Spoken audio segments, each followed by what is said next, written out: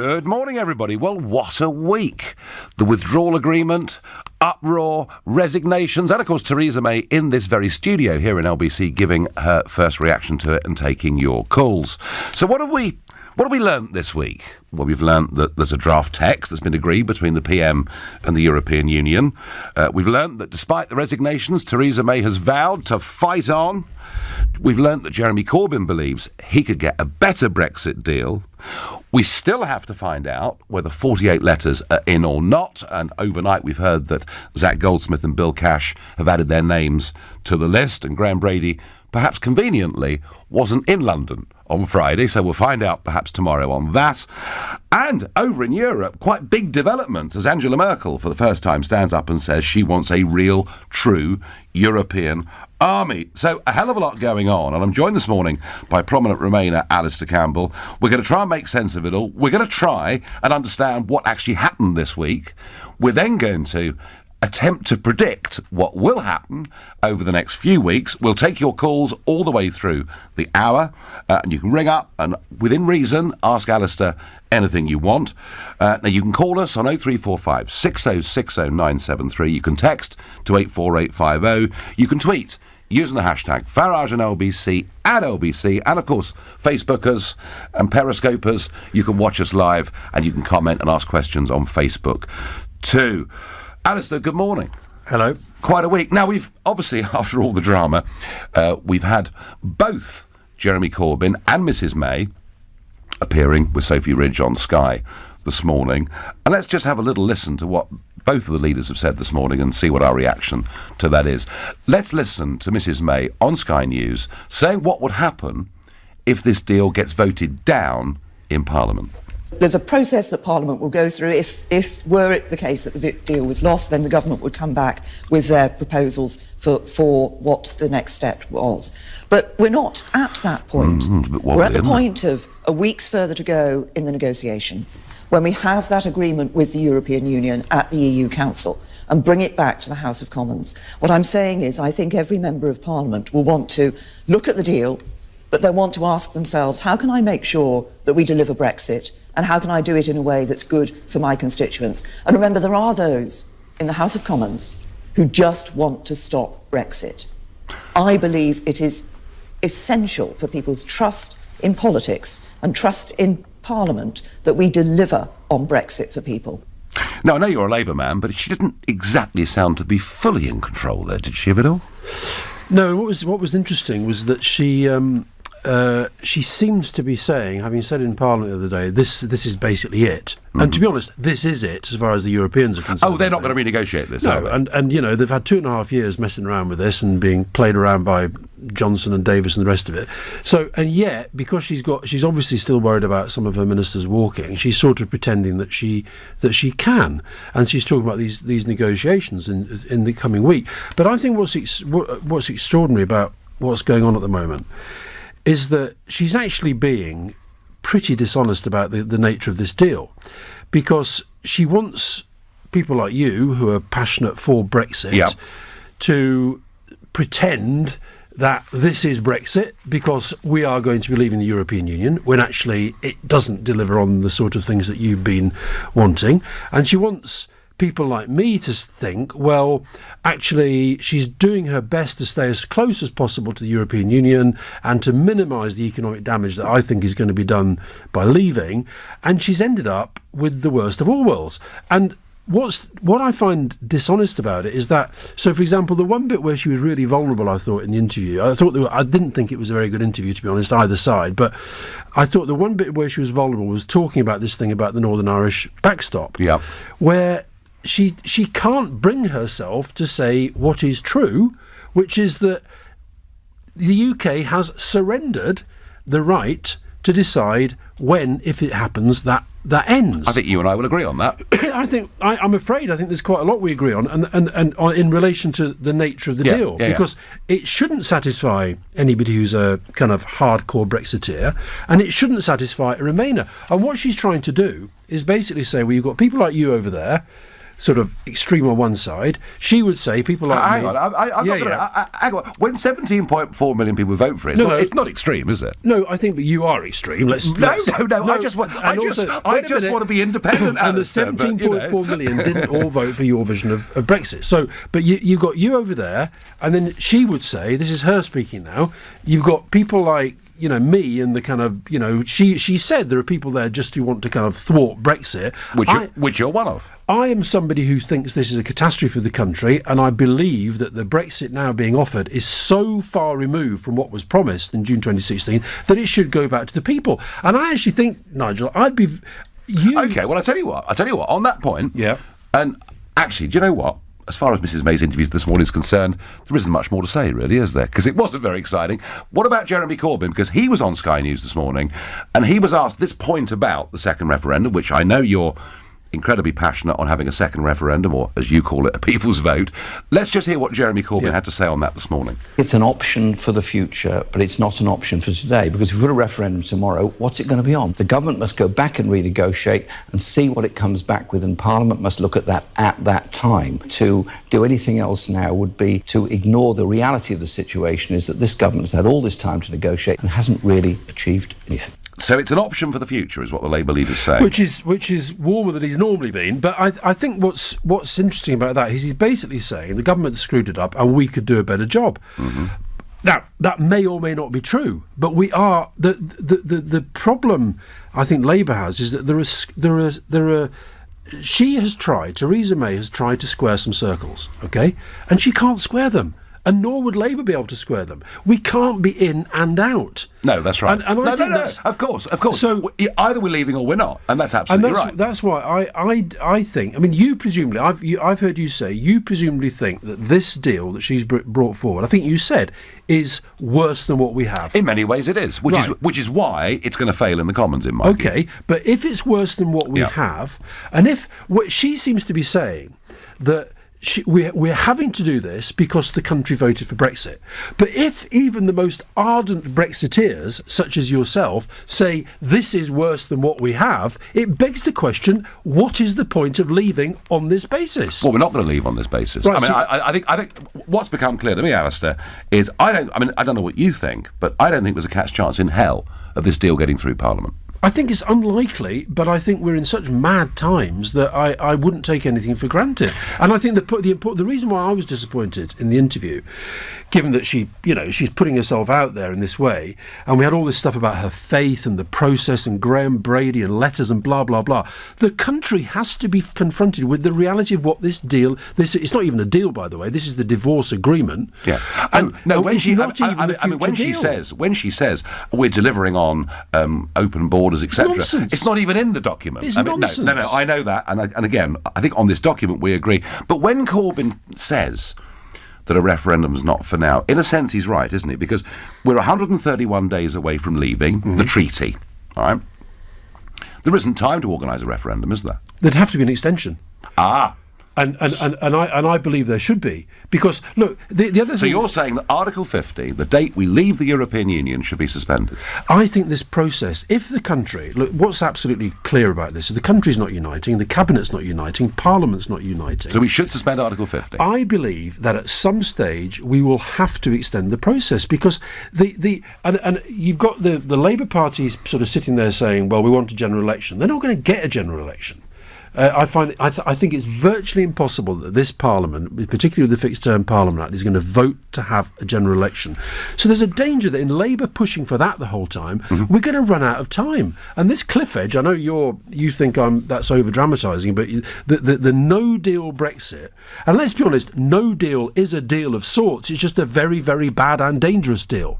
So I think It's just a different deal, isn't it? The reason why I believe that this should go back to the people is because her deal, this agreement, she said, let's just wind back a little bit, and this is what just didn't get even covered in the interview. Theresa May has made a succession of dreadful strategic errors. I think she triggered Article 50 too soon. She had that ludicrous election where she lost the majority that David Cameron had won and therefore weakened her mandate. She triggered Article 50 without a plan. She went to the Salzburg summit without understanding where the other European leaders were going to be. And was treated appallingly She by may them. have been. She was. I mean, they're not very nice people, are they? Well, some are and some aren't. It's like Britain. Some of them are and some of them aren't. But, Do you know, but I mean, most would you of not them, concede that when you've got unelected people like Barnier and Tusk, But they're negotiators. they've behaved pretty unpleasantly towards I don't believe that. Look, I think Tusk made a silly mistake with his stupid cake photo. Yeah. But apart from that, I think I said this the last time I was debating this with you. When we voted to leave, whether we like it or not, the European Union, minus the UK, becomes their own negotiating vested interest. They're negotiating for the best possible outcome for From them, their perspective. which includes getting a good agreement. But it can't be an agreement that, as it were, disadvantages them and benefits us disproportionately. And this whole have your cake and eat it. I mean, let's be honest, Nigel, the campaign was fought badly on both sides, but it was won a lot of it by lies.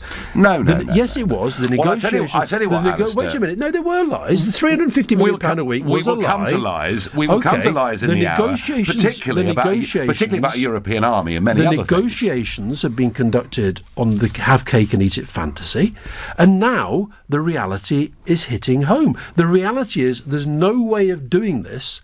You cannot stay with the benefits of the European Union whilst pulling yourself out. That's a fact. If you think we have to suspend Article 50, which you clearly now do, I think we have to find more time for the process because to get even an election, I think you have to do that. Do you not understand how, in terms of democracy, not only in the referendum did people vote to leave, but 85% of electors voted for parties saying we're leaving the European Union. Yeah, and I was one of them. I wasn't voting for that. I was voting to stop her getting a mandate. Wouldn't that be a bit of a betrayal of democracy? Well, I understand that argument, but I think I'll give you another definition, I think, of a betrayal of democracy, is where a majority of MPs elected by the people are going to vote for something that they actually deep down know to be wrong. So, for example, Nigel, if you were an MP now, could you vote for this deal? God, no. Exactly. Wouldn't even dream of it. Right, exactly. No, absolutely so not. You are urging... I would veto it. And as to how long should Article 50 be suspended for? I believe that... Come on, a year? I don't 2 know. years? I don't know. And by the way, I hope you've seen the story today, because we're paying in $40 billion for nothing. I know that. We've now got to do an extra $10 billion a year for every delay. And it could go on and be who knows what. Exactly.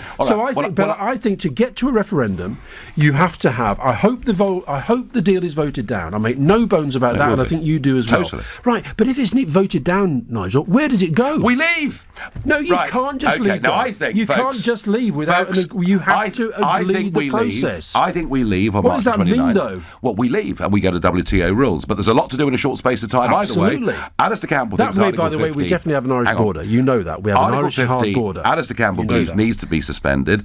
If you want to ask Alistair about Article 50 and its suspension, 0345 6060 973. In a moment, we'll try and understand this deal a little bit more. You're listening to the Sunday edition of the Nigel Farage Show here on LBC, and it's 16 minutes past 10. This is LBC. Nothing to see here. Just a regular retriever eating his food, doing his thing while you're out doing yours, not raiding the bin, and no little surprises left on the floor. What a good boy. Nothing to see here means nothing to worry about. With the Hive View Smart Indoor Camera, check on your home from your phone, wherever you are, and join over 1 million people using Hive products. Search Hive to discover more. Hive. Let's get living. Hive services require broadband and Wi-Fi. Terms apply.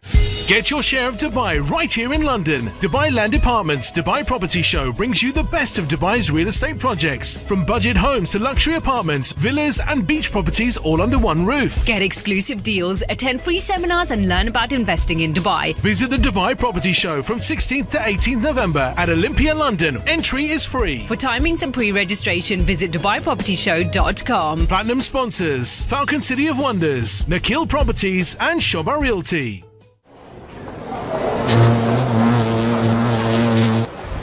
With our smallest fare of £1.50, you can buzz around zones 2 to 6 by tube during off-peak times. See more of London for less expense.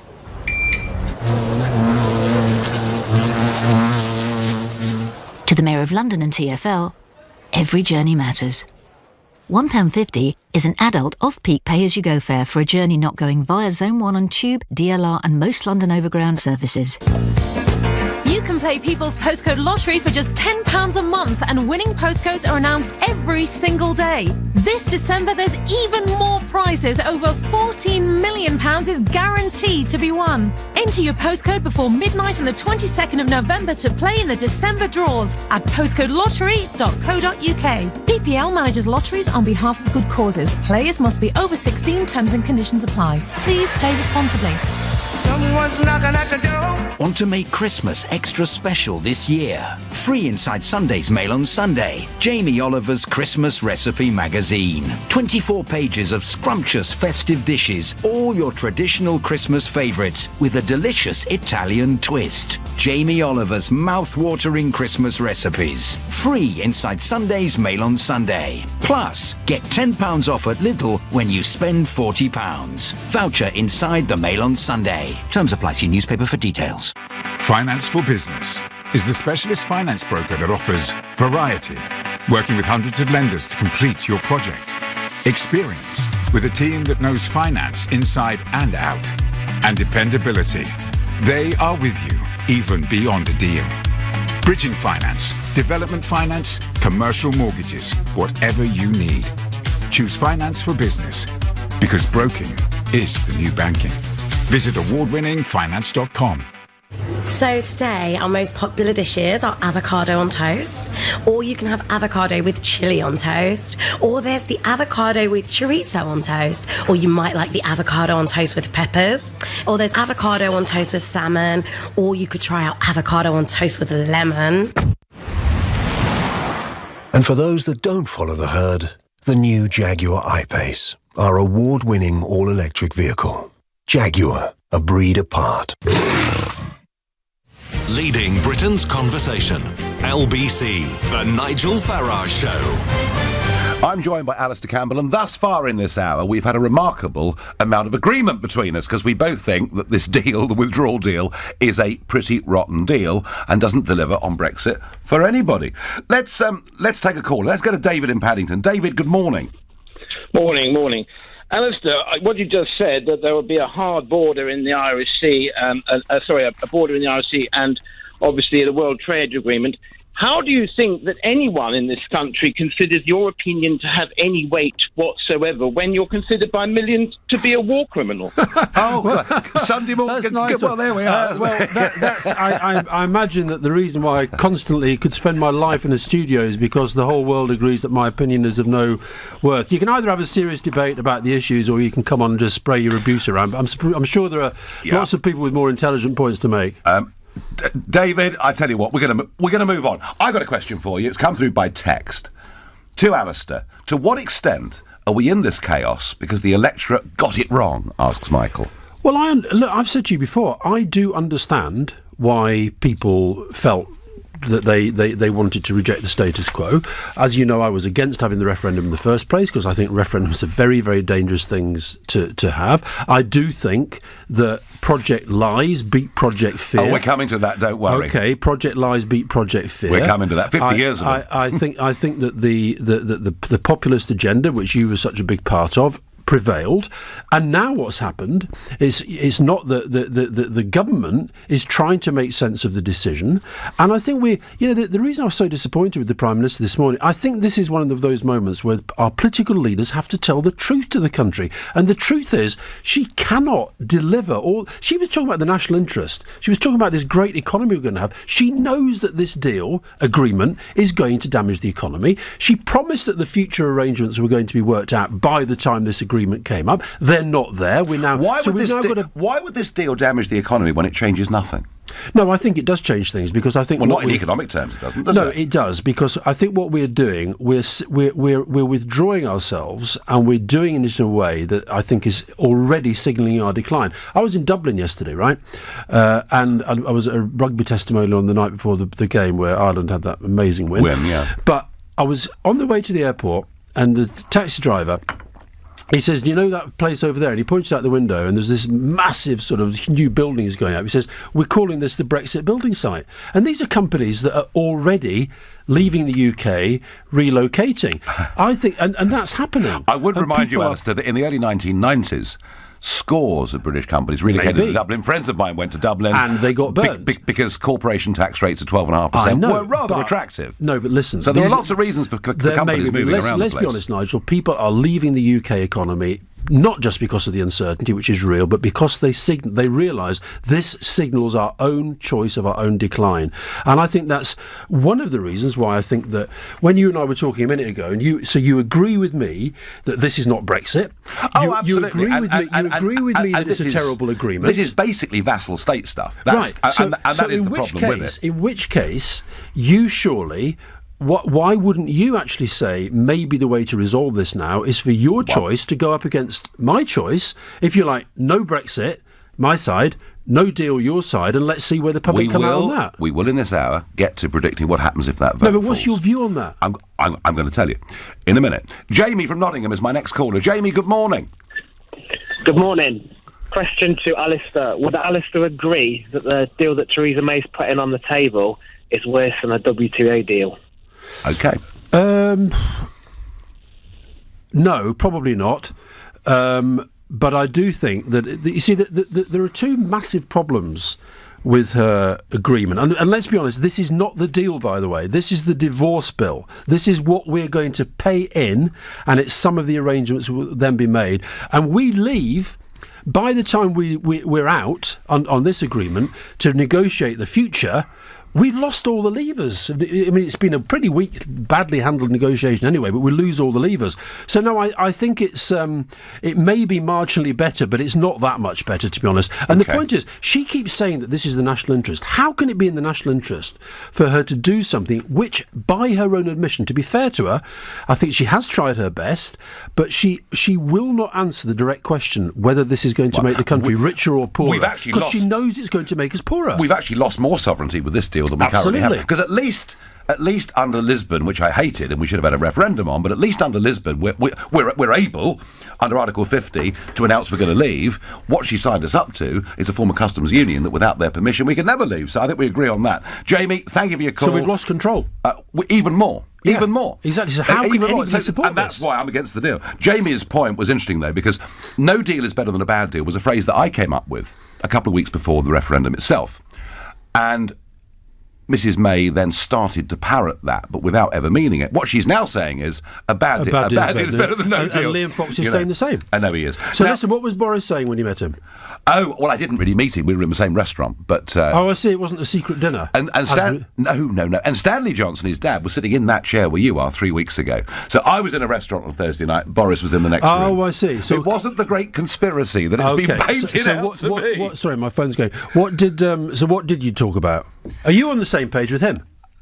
It's very interesting because I just said how fascinating it was to see a father and son at dinner who've got such diametrically opposed views. Because Stanley, you're not answering my question. What did you talk about with Boris? Oh, I was with him 30 seconds, 60 seconds, something like that. But is he going to vote against the deal for sure?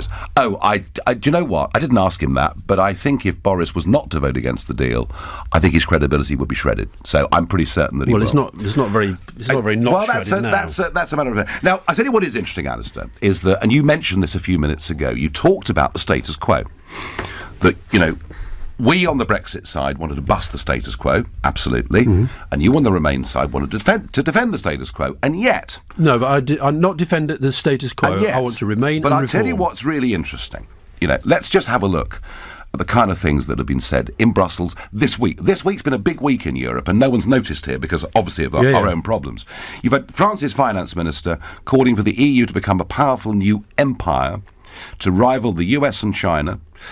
His comments, he basically saying that Europe has to be strong enough to defend itself in every single way. Emmanuel Macron used the centenary of the armistice, I thought quite disgracefully, to make an overtly political speech about forming a new European army. And yet, when I look at the debates I've had with your side on this for a quarter of a century, I mean, take Nick Clegg in 2014 debating with me. This is a dangerous fantasy. The idea that there's going to be a European Air Force, a European army, it is simply not true. The problem with people like Nigel Farage is they swing at windmills. They see conspiracies everywhere. I wouldn't be surprised if Nigel Farage soon tells us that the moon landing was a fake, that Barack Obama isn't American, that Elvis isn't dead.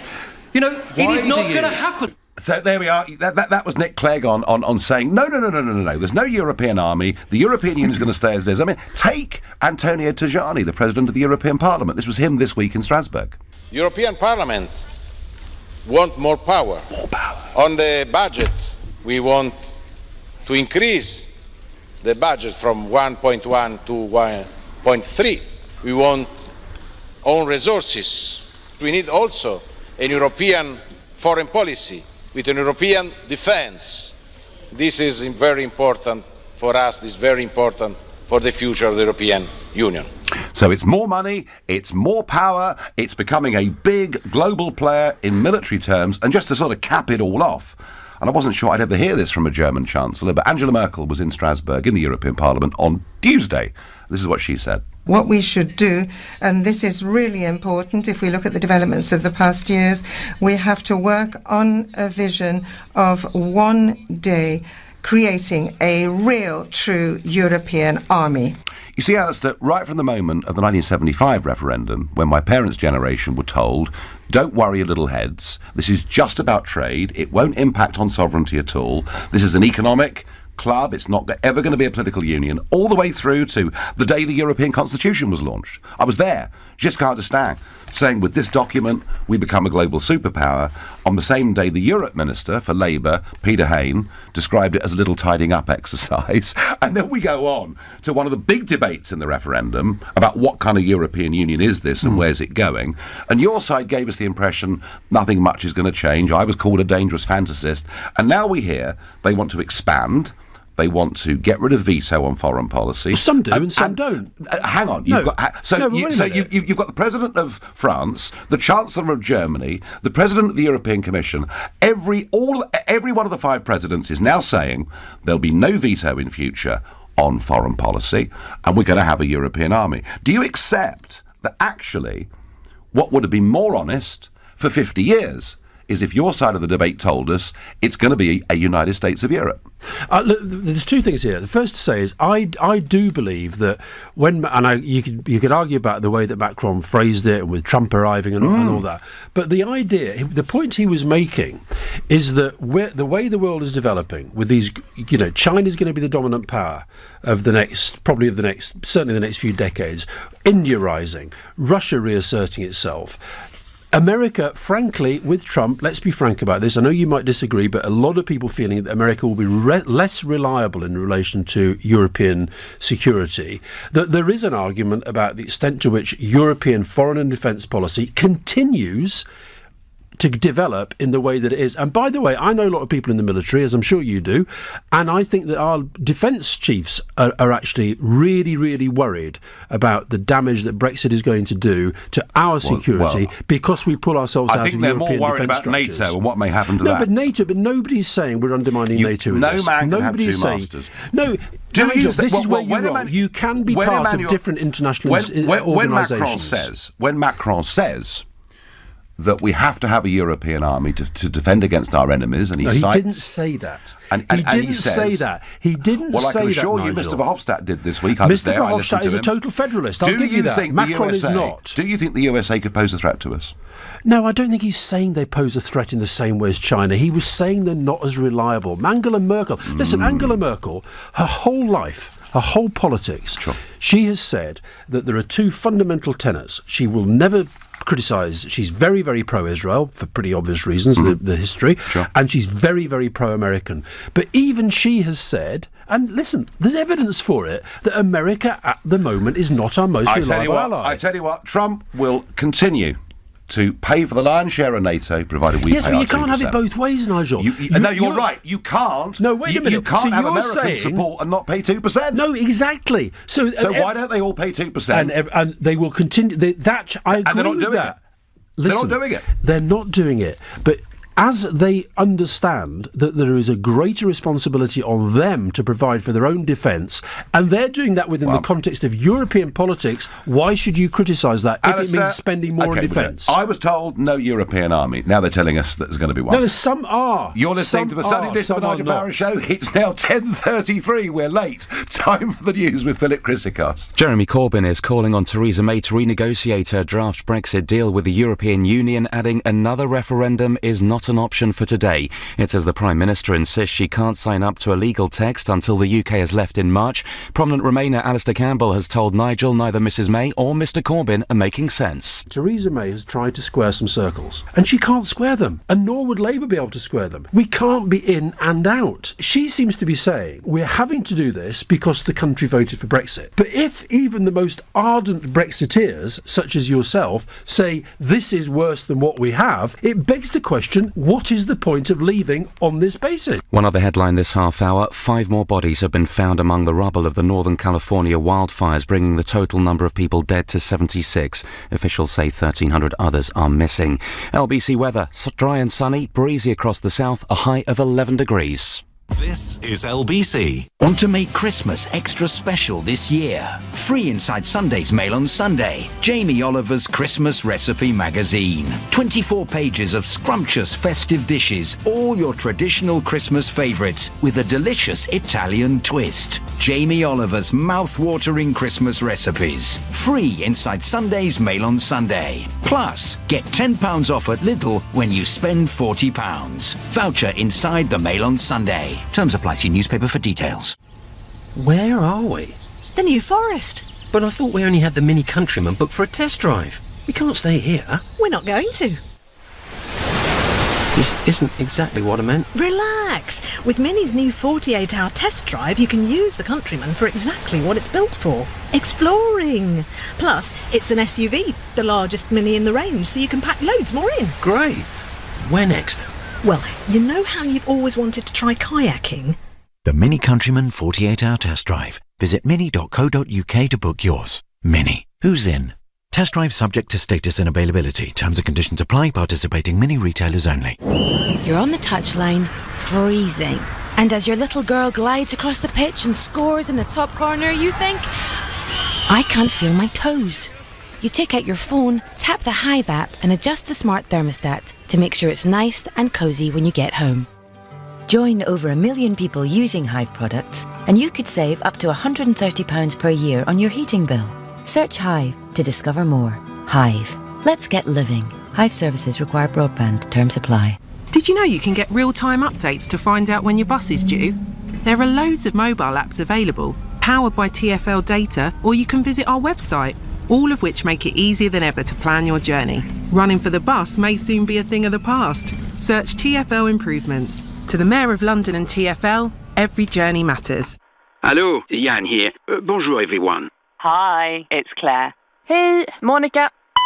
Stephen has joined the call. Morning all, just wanted to say how much I'm looking forward to working with you. Bye. Stephen has now left the call. Don't cut your business calls short again. O2 lets you call and text from the UK to the EU at no extra cost. Search O2 Business or visit an O2 shop. New and upgrading customers only. Standard landlines and mobiles to selected destinations. Caps and terms apply.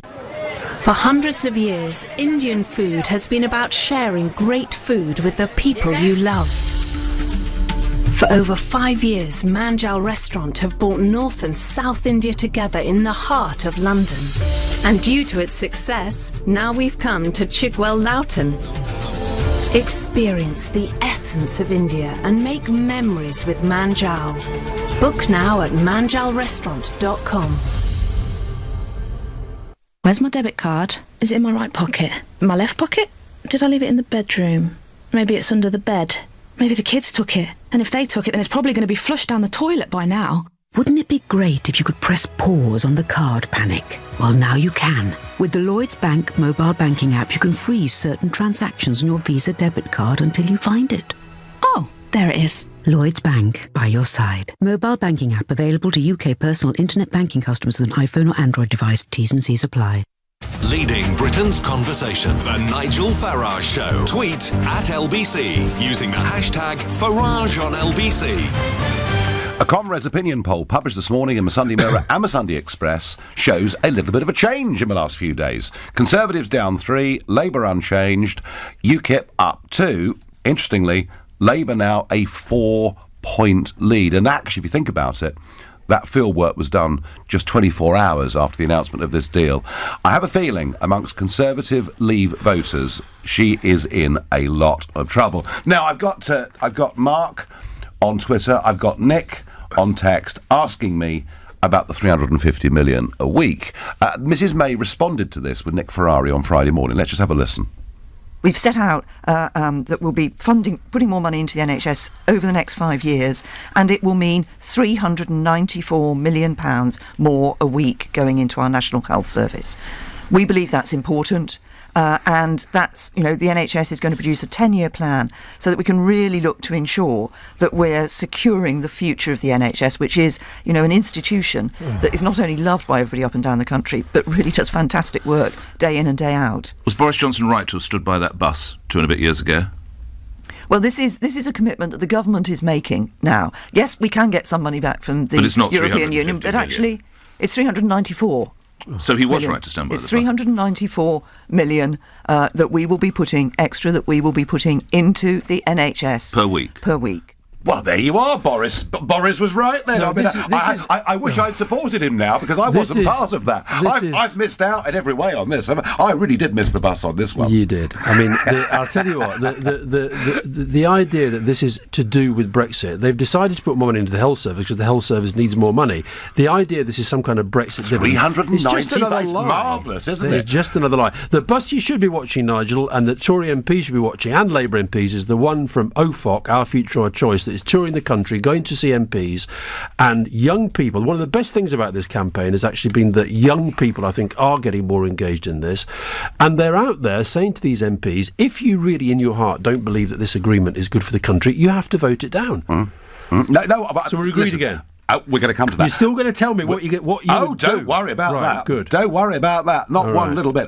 We're going to Romford to speak to Catherine. Catherine, good morning to you. Good morning to both of you. Hi, Catherine. Right, fire your question into Alistair, please. Okay, I would like to ask a question about the nature of the EU. So the French government said the other week that the EU is an empire. So I'd like to ask both of you, actually, is the EU a supranational entity or a kind of empire, or is it a friendly club? Well, I don't. When you say the French government, I mean a minister or a politician may have said something, but I think the European Union is a collection of sovereign nation states and working in a common interest according to certain common values. And the thing is that we can always take the worst that people say and think the worst of people, but I think the European Union has been a force for good in the world. I think it's been a force for good for us.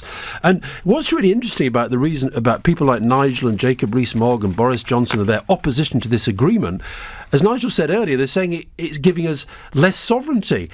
Their argument up to the referendum... Even less. Exactly. You were saying we've surrendered all this sovereignty, but actually you're saying we're in danger of losing the sovereignty that we have. And so I think that one of the real tragedies of this whole debate is that we've had decades of sort of anti-European propaganda and the lies that are told in the newspapers that have sort of poisoned the well of debate. The European Union is not a perfect institution. It needs to reform itself, and I believe one of the tragedies is that we could be leading in that reform instead of which we're pulling ourselves out. Catherine, what do you make of that? Well, my understanding is that in the European Parliament, the UK only has a 12% share of the vote. So that means that 88% of the votes could be taken against the UK. So I don't really understand how that makes the UK a fully sovereign But so if that's the case, why are we? It's the European Parliament. I mean, every seat. You might as well say if you were English, well, why should Scotland have seats? So it's the European Parliament, and the point is, I mean, I don't know if you saw yesterday Nadine Dorries. I mean, honestly, one of her complaints about this deal was just we're not going to have any MEPs after this agreement. Well, that was partly the point, wasn't it? Well, it was. But Catherine, let me tell you, I've been there 20 years nearly. It's a deeply unfriendly, centrist, authoritarian club. It's just vetoed a very reasonable budget from the Italians. It's removed voting rights from Hungary and Poland. It's run by a bunch of unelected old men. No, it's not. It's run by It's run by the European Commission are unelected. They may be. And they're vile. appointed by the elected governors. They're not vile, Nigel. Some of them are bad, some of them are good. Power without accountability. We're going to Northern Ireland, to Newry, to speak to Damien. Good morning, Nigel. Good morning, Alistair. Good morning. Hiya. I just want to put a dose of realism into the conversation this morning. Regardless whether it's Theresa May, Rees-Mogg, the Pizza Club from the Cabinet, or Jerry McCorbyn goes back to Brussels, there will be no renegotiation on the permanent backstop for Northern Ireland. And that's a reality that people need to get into their head. I totally agree. Yes, I do too. And I think this is what... Once you've agreed something with them, Damien, they bank it. No, it's not a question of them banking it. They do. They've been clear. They've been clear from the word go. You people can criticise them. Michel Barnier, day one, he said that the thing we're going to sort out first of all are the reciprocal rights of British people living in the European Union and Europeans living here, the divorce bill, and ensuring there's no hard border on the island of Ireland. He stuck to that. Well, we, the British government, have changed plans. They had this red line, then it wasn't a red line. They had this Brexit secretary, then it was another one. I mean, we have been utterly shambolic when they have actually been pretty clear. And I think that... And they're still misleading people about the Irish thing. She wouldn't answer it this morning, would she? She would not answer this point about, is it true that the Europeans effectively now have a veto on this? And the answer to that is yes. And she should be honest about that. Yeah. Damien, whether it's right or wrong, your point is absolutely valid. It really, really is. But just to, my final issue is the DUP and others are trying to make a whole issue about this backstop.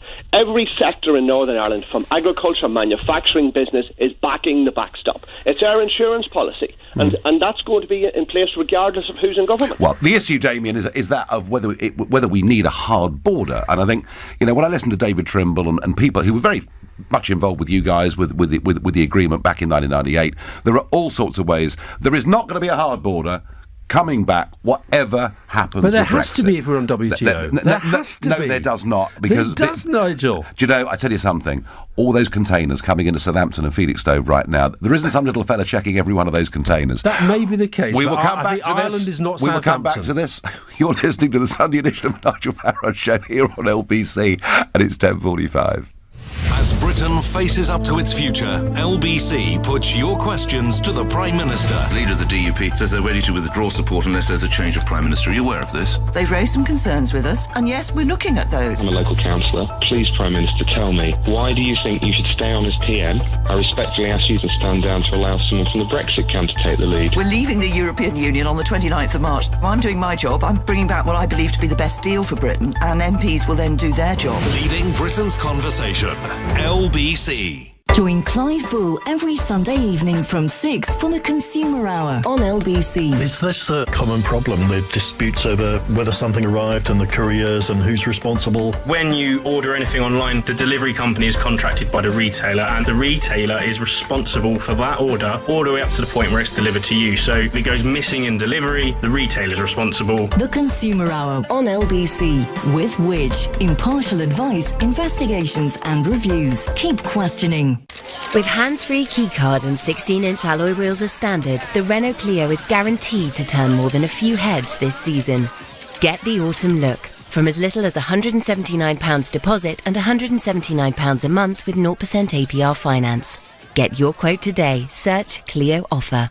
Renault Finance, 48 months, optional final payment £4,221, subject to status, over 18s, ordered by 7th of January, registered by 31st of March 2019. Retail customers, participating dealers, T's and C's apply.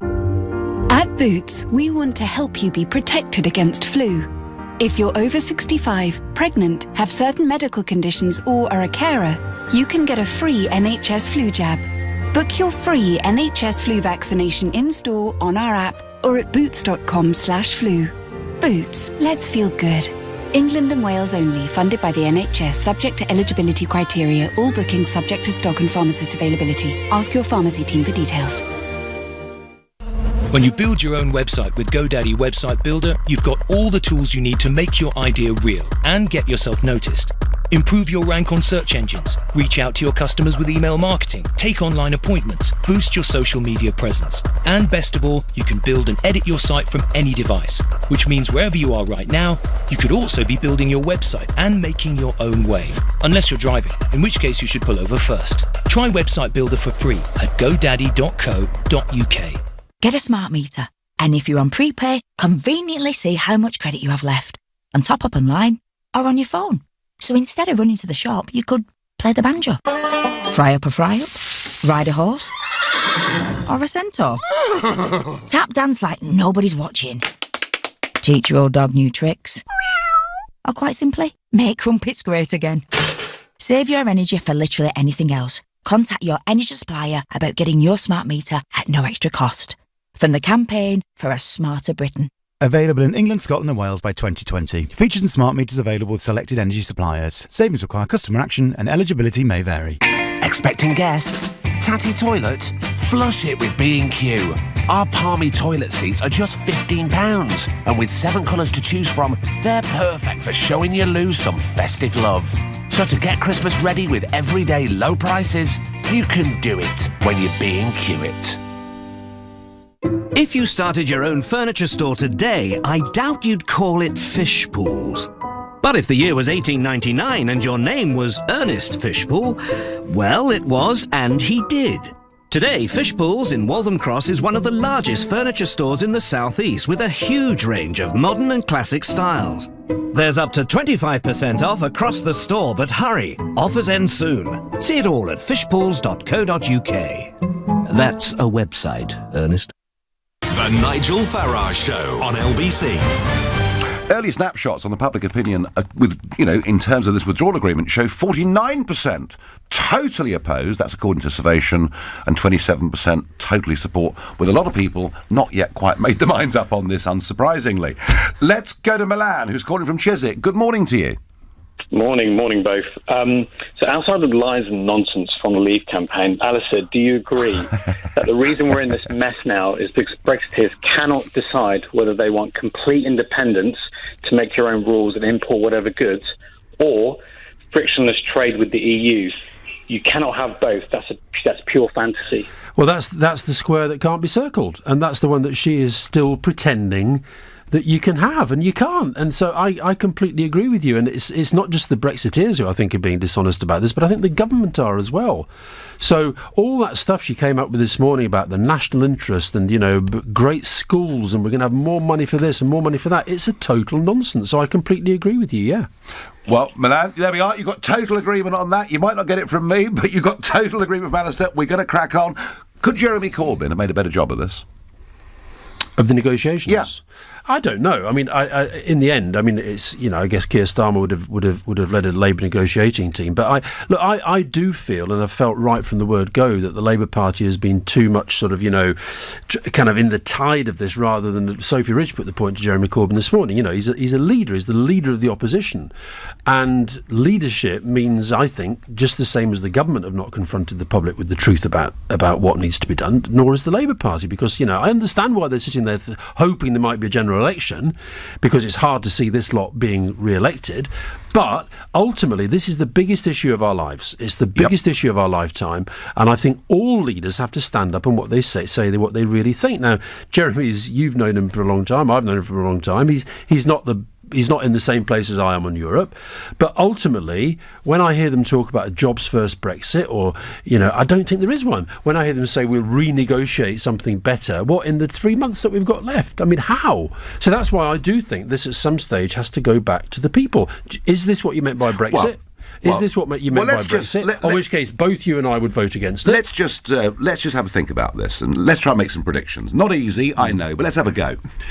So we've got the big European summit next week in Brussels. Nothing's going to change. There is no way they're going to change their... There'll be no basic renegotiation, for sure. There could be a slight change in the wording of the political declaration. And they'll try and help her. They'll try and help her. But that's not legally binding anyway. No. All right? So I think we'll agree on that. No substantial changes. And Michael Gove and the other 4 cabinet ministers just whistling in the wind if they think between now and next Sunday was going to be a big change. And both Merkel has been very clear on that. Yeah, absolutely. And when she's clear, that usually is... But let's say we come to a vote in the House of Commons and it's going to be, I don't know, first week December, second week December. I I just can't see, looking at the arithmetic, any means by which she doesn't lose by between 40 and 60 votes. So let's assume right now it's put to the Commons, it's voted down. What then, Alistair Campbell? Well, as she said this morning, the government then has to come forward with a plan. I hope that what happens is at that point that the Labour Party, when it's clear that they're not going to grant them a general election, that Tory MPs are not going to vote for their own self-destruction, that the Labour Party comes behind the position that we've been pushing for some time now for a people's vote, that this goes back to the people. And then the question has to be Parliament and the Electoral Commission between them deciding what the question should be. If her deal is defeated, then if her agreement is defeated, then why would you put that on the ballot paper? Therefore, she maybe has to come forward with something else. I think Remain has to be on the ballot paper. What about Leave?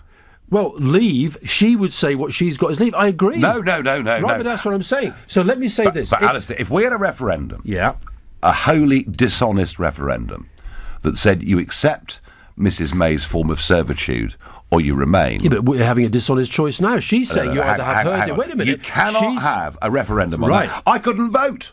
I couldn't vote. Wait a minute, no, Nigel. In which case, why aren't you arguing for a people's vote where the choice is no Brexit, no deal? What's wrong with that?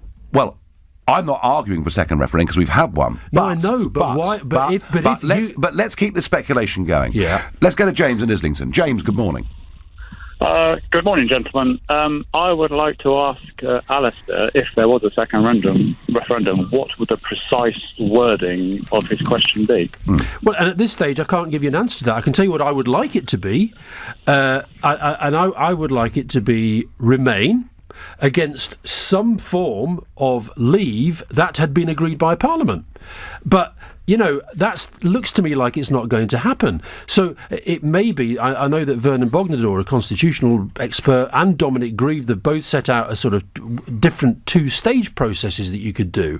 And I agree with Nigel. I've got to just hear myself saying that again, but I agree with Nigel. I think Get the smelling salts out, I think it's difficult. I think it's difficult if the substantial body of opinion that does want to leave whatever the cost, whatever the consequence, but that could be taken off the table in Parliament. I don't know, but I think at some stage this is going to have to go back to the people, because let's be honest, Nigel, the country is not uniting around this at all. No. And that normally happens after a referendum. No. Normally the country will unite after a referendum. Ever since Chequers, we've seen of the options available for our future, Chequers, stroke this deal, commanding between 10 and 15%. Listen, her agreement, the last polls I saw, it was polling below Donald Trump and Saudi Arabia.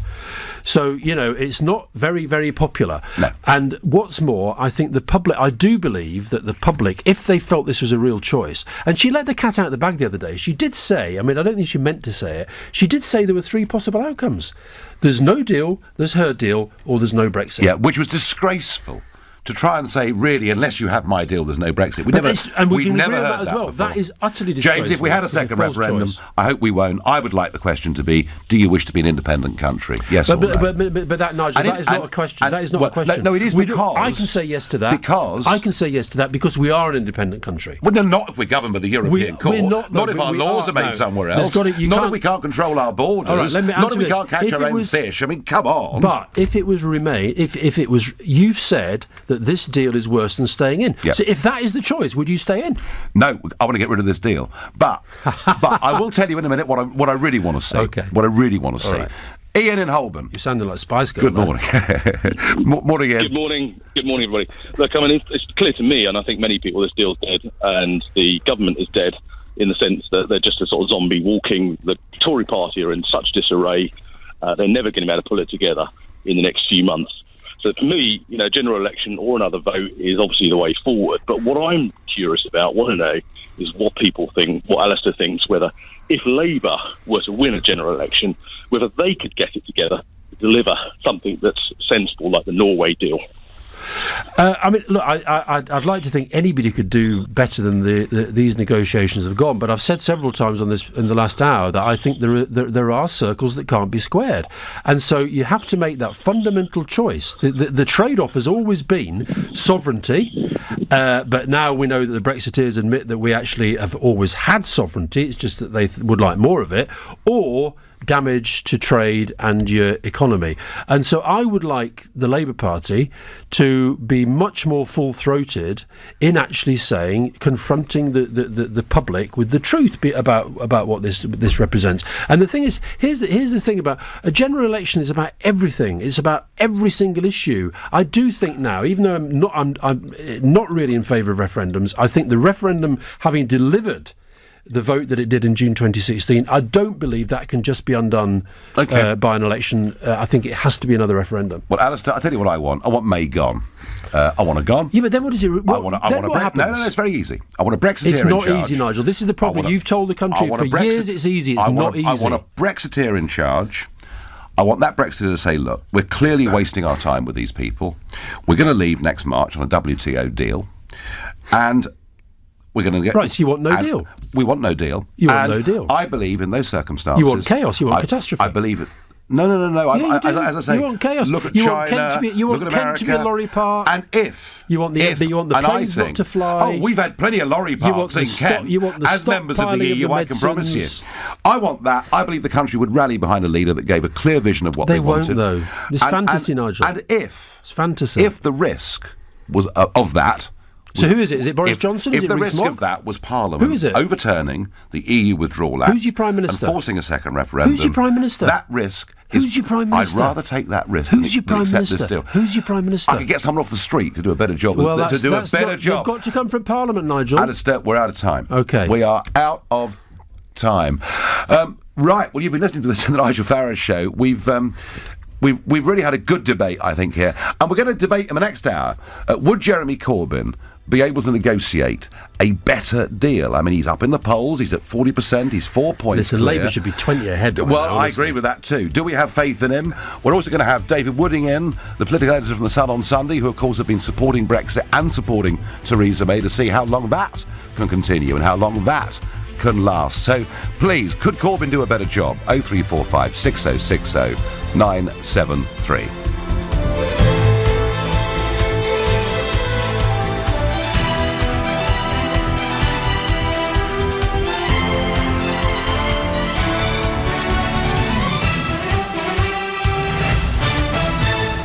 On your radio, on your phone, and here. Play LBC. Leading Britain's conversation. This is LBC. From Global's newsroom at 11 o'clock, Theresa May says she hasn't thought about resigning despite resignations and pressure from her own MPs after revealing her draft Brexit plan. No, I haven't. And of course it's been a tough week. Actually, these negotiations have been tough right from the start, but they were always going to get even more difficult right towards the end. In a poll out today, almost half of voters surveyed want the Prime Minister to stay in her role until after Brexit. But it's understood around 23 Conservative MPs have written a letter of no confidence to the party's 1922 committee, expressing concerns about Mrs May's leadership. They need 48 to trigger a vote. The Prime Minister has also addressed the issue of the Irish backstop, describing it as an insurance policy, adding it can only ever be temporary. But prominent Remainer Mr Cambell has told Nigel that is not correct. She can't bring herself to say what is true, which is that the UK has surrendered the right to decide when, if it happens, that ends. I think you and I will agree on that. It shouldn't satisfy anybody who's a kind of hardcore Brexiteer, and it shouldn't satisfy a Remainer. It's as Labour leader Jeremy Corbyn says his party, in government, would tell the European Union what has been negotiated so far on Brexit is not acceptable. Mr Corbyn adds another referendum is an option for the future, but not for today. There are many reasons why people voted. I don't think you call a referendum and then say you don't like the result, you go away from it. You've got to understand why people voted and try and negotiate the best deal you can. I do not believe this government has negotiated the best deal it can. All options are on the table in the future. And Nigel will continue leading Britain's conversation on that story next. Donald Trump has visited areas destroyed by wildfires in California as the number of dead has risen to 78. 8. Around 1,300 people are missing. A man has been charged with murder after an elderly woman was stabbed to death in south-east London. The victim, who's been identified locally as 75-year-old Maureen Watkins, was found at a home in Peckham last Friday. 55-year-old Edward Watkins will go to court tomorrow. Creditors have moved in to secure jobs and newspaper titles at Johnson Press, the owner of The Scotsman, The Yorkshire Post and The Eye newspaper. A newly formed company, JPI Media, is buying the publisher after it put itself into administration. £35 million will be invested into the business, which also includes 200 local newspaper titles, with debt levels reduced by 60%. The Vicar of Dibley actor John Bluthal has died at the age of 89. Dawn French is leading tributes to her co-star who played Frank Pickle in the TV comedy. She says cheeky, naughty, hilarious, by Darling Bluey. LBC weather, dry and sunny, breezy in the south, a high of 11 degrees. From Global's newsroom, for LBC, I'm Philip Chrysikos. I put her tea out while she rabbits on about Hannah's birthday party. I make sure the chips aren't touching the fish fingers, and she gets something from the jar for eating all her peas. She needn't know what a struggle it was getting up at 2 p.m, how hard it is to avoid the ulcers when I brush my teeth, or how it feels taking 13 tablets a day. Because I might have cancer, but the most important thing is that I'm Sophie's mum. A mum with cancer is still a mum. Our support line is here to help you get through the hard days. Because life with cancer is still life, and we're here to help you live it. We are Macmillan Cancer Support. This is LBC from Global, leading Britain's conversation. The Nigel Farage Show.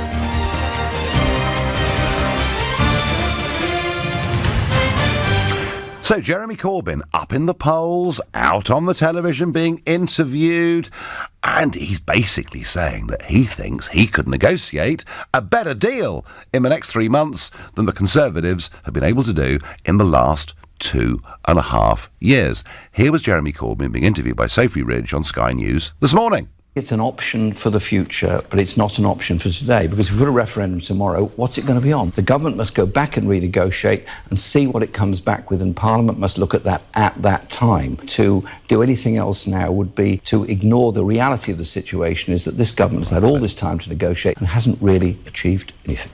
So it's not a second referendum for now, it is a renegotiation. He could do a better job. Mind you, I remember Tony Blair in 2005 when he held the rotating presidency of the EU, attempting a renegotiation on the common agricultural policy and failing dismally. In fact, he finished up giving away £7 billion of the British rebate in return for a promise from the French that they might look at reform of the CAP, which never ever happened. But do we actually think that Labour and Corbyn could do a better job? Or is the truth of it that actually they're pretty split too? Because Corbyn, again, quite clearly saying no second referendum for now, and in fact saying in an interview with Der Spiegel, making it absolutely clear that we can't stop Brexit. We're leaving on March the 29th, only to be completely contradicted by Keir Starmer and many other senior Labour figures. I wonder what Craig, a new caller from Oxford, makes of this. Good morning, Craig.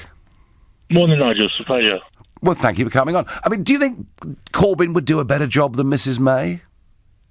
I think the problem that we have is in the skill set and the mindset of the politicians in general. I'm an engineer, and much like a doctor, I spend my life going places, identifying a problem, implementing a solution, and making things work. And that's how my mind works. It seems to me that the only way politicians' minds work is to adequately perform their weekly Wednesday pantomime. And they don't necessarily have the skill set or the mindset to resolve the Brexit issue. And this is further compounded by the fact that Jeremy Corbyn seems to still think a deal could be negotiated in the implementation period, or this 2-year Article 50 process. That's not the way it can happen. The only way we can get our golden deal, our perfect situation, was for someone to have come to the forefront and said that the EU cannot afford to lose face. There's no way they'll agree a deal in 2 years. So we have to go through the motions. We'll ask for the golden deal. We'll negotiate what we can. We'll come to terms with the fact that we can't get it in 2 years. Leave under WTO rules. Yep. And then form our trade deals with Japan, China, India, Australia, New Zealand, America, Canada, all around, which further strengthens our situation and further compounds the EU situation where the countries start pressuring the bureaucrats that are unelected, Craig, facing them. if we left on WTO terms, Craig, they'd come running down the road after us, wouldn't they? They would, and as I said, with every deal we negotiated, our position gets stronger, theirs gets weaker, and then we get closer towards that golden deal. And for Alistair Campbell to turn around and say that you can't get a deal that pleases both sides, actually you can. If you get the perfect Brexit deal or close to it, where you get all of the benefits with none of the drawbacks, does that not please both sides? And that is through a free trade deal, Craig, ultimately. Ultimately, yeah. Ultimately, but, yeah. Unfortunately, politicians don't have the skill set, the mindset, or the capability to do that, because that's not how their mind works. And the other problem, Craig, is that our politicians, 70% probably of our parliament, maybe a tad more, just don't believe in Brexit. So they're being asked to carry something out that they simply don't believe in. And that, to me, is a big part of the problem. Plus, I think, Craig, a massive failure of leadership from the Prime Minister. What do you think? Well, I think politicians have lost the scope or the reason why they're there. They're elected to represent the people, not themselves. And it's not about what they think. It's about implementing what the people think. No. So whether or not they want to vote for something is irrelevant. They need to do what the people have put them there to do. And they promised they'd do it, didn't they? They promised they'd do it. We will implement Brexit. Craig, thank you for your points and your thoughts. And Craig there, an engineer, a practical person that looks to solve problems. He doesn't seem to think our politicians have really got what it takes these days. Congratulations, Nigel and Alistair. A great discussion, with you both being respectful and polite. Will you be exchanging Christmas cards now, says Simon in Leicestershire? Well, actually, I think there were one or two heated moments. We have strong disagreement, but I think we actually agree quite a lot on that this deal is just an absolutely awful deal.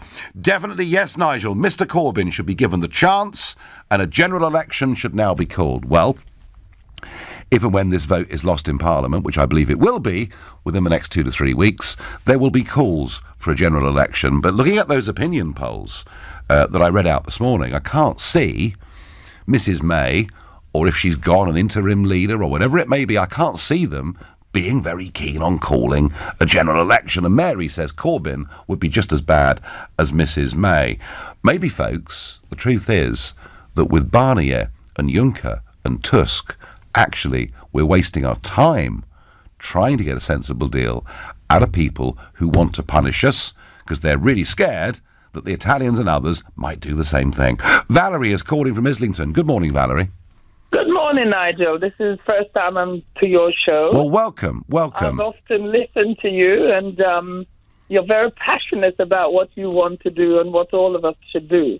But my question is, the question on the table is, would Jeremy do a better deal? Yeah. I believe that Jeremy would do a better deal. I know Jeremy personally, and I know with his humility, I believe that he will do a better deal.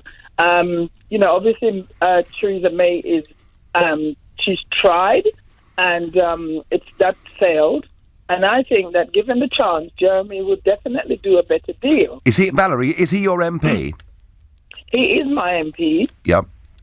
Yes. And does that mean I'm biased? No, Yes, listen, I'm interested. I'm genuinely interested. So, how well do you know Mr Corbyn? I know Mr Corbyn for years because I've often gone out and helped to canvass and get votes and so on. So I know. I'm studying politics at the moment at uni. Mm-hmm. And from what I'm seeing, and I love that quote by Rousseau, man is born free, but everywhere in chains. Yeah. We're in chains because we buy into some of these things that sometimes we're not able to get out of, or in order to be part of society, we have to tie up ourselves. Now, right now, ideally, I think Britain and the UK should not leave Europe, because now that it's all unraveled, we can see what will happen. And Britain will not any longer be the UK will not any longer be the UK that people have known it to be. Free, and we can go anywhere in the world and do things. Valerie, isn't the problem less with Brexit and more to do with the Prime Minister, who's made a complete hash of it? Well, what is happening is, when you have a team of people you're supposed to be able to trust, and electorates put on the table. We ask that the party in power represent us. What is happening is everyone that seems to be in the Conservative right now, bar from a few, seems to be just representing themselves. Well, there's a lot of factionism, Valerie, I get that. But Valerie, here's a point for you. Yeah. You're saying we should stay in. And yet Jeremy Corbyn, ever since he first became an MP back in 1983, has voted against every single European treaty that has ever come before the House of Commons. Yeah. He has always been absolutely opposed to our membership of the European Club on the grounds that he believes in national democracy. So, I mean, you disagree with him on that point, do you? It's not that I disagree with him. Everybody has their own personal, because remember, he was not acting on behalf of the party then. He was acting on his own principle, from what I may understand. This is just me saying that. But what I'm saying here is, sometimes when you're on the other side, sometimes you may be the person to get a better deal. You know, I know that Theresa May has tried that, but we also live in a society right now where it shouldn't be happening. But I'm wondering if it was that she was a man, she would have got a better deal. But she doesn't have a good team around her because everyone's looking out for her themselves. And Valerie, she's got a split party. And I just think Jeremy Corbyn, his instincts and Keir Starmer's instincts are clearly completely different on this issue. And I just wonder whether if Labour were in charge of this, it would be them now going through this massive internal row and not the Conservatives. And that's just... I think we diplomatically, we would be doing this better, because when you deal with peace and conflict, you can't go into a negotiation with, war. You have to go in wanting peace. You want to go in and deal with it diplomatically. And I think that's not done properly. Okay. And get some really great negotiators in. All right, Valerie. Valerie thinks Corbyn would do a good job with the right team around him, and I thank you, Valerie, for your call and insight into Jeremy Corbyn. Anyway, there's a bit of really good news, folks, this morning. I'm sure you're all very cheered to know who the new Brexit secretary is. Yep, it's Stephen Barclay. Ever heard of him? Have you ever heard of him? I asked a room full of 240 people on Friday night this question, and admittedly, it was in the West Country. It wasn't in his own North East Cambridgeshire constituency, and only one person out of 240 had ever heard of him or thought that they might have heard of him. I did want to say to Herman Van Rompuy, who are you? And I could do much the same, couldn't I, with this new Brexit secretary? But it doesn't matter who the Brexit secretary is. Doesn't matter whether it's David Davis or Dominic Raab or Stephen Barclay, because they're not running this. The civil service are running this. Ollie Robbins and the others are completely in charge of this process, and that is why the withdrawal agreement keeps us so closely trapped, designed to be in perpetuity within the European Union. The civil service are running this process. I have called them the enemy within and been abused for doing so. I repeat that phrase this morning. You're listening to a Sunday edition of the Nigel Farage Show here on LBC, and it's now 11:15. LBC. In business, size doesn't matter. Ambition does. Black Friday has come early. Exclusive pre-Black Friday offers available now. Huge savings across Dell laptops and desktops powered by Intel Core processors, and up to 50% off monitors and accessories. So when it comes to price tags, maybe size does matter. Visit dell.co.uk/Black Friday work or call 0800 633 5577. And finally, an epidemic continues to sweep the nation. Thousands of people have been struck by FOMOB, the fear of missing out on business. We go live now to a badly affected area. It started with a feeling of butterflies every time I thought about missing a client's call. Now I've got 4 phones taped to my face. If you're afraid of missing an important call from a client, you could be at risk of FOMOB. But never fear, eReceptionist answers and diverts your calls, so you never miss an important opportunity. Go to eReceptionist.co.uk and fight the FOMOB with eReceptionist.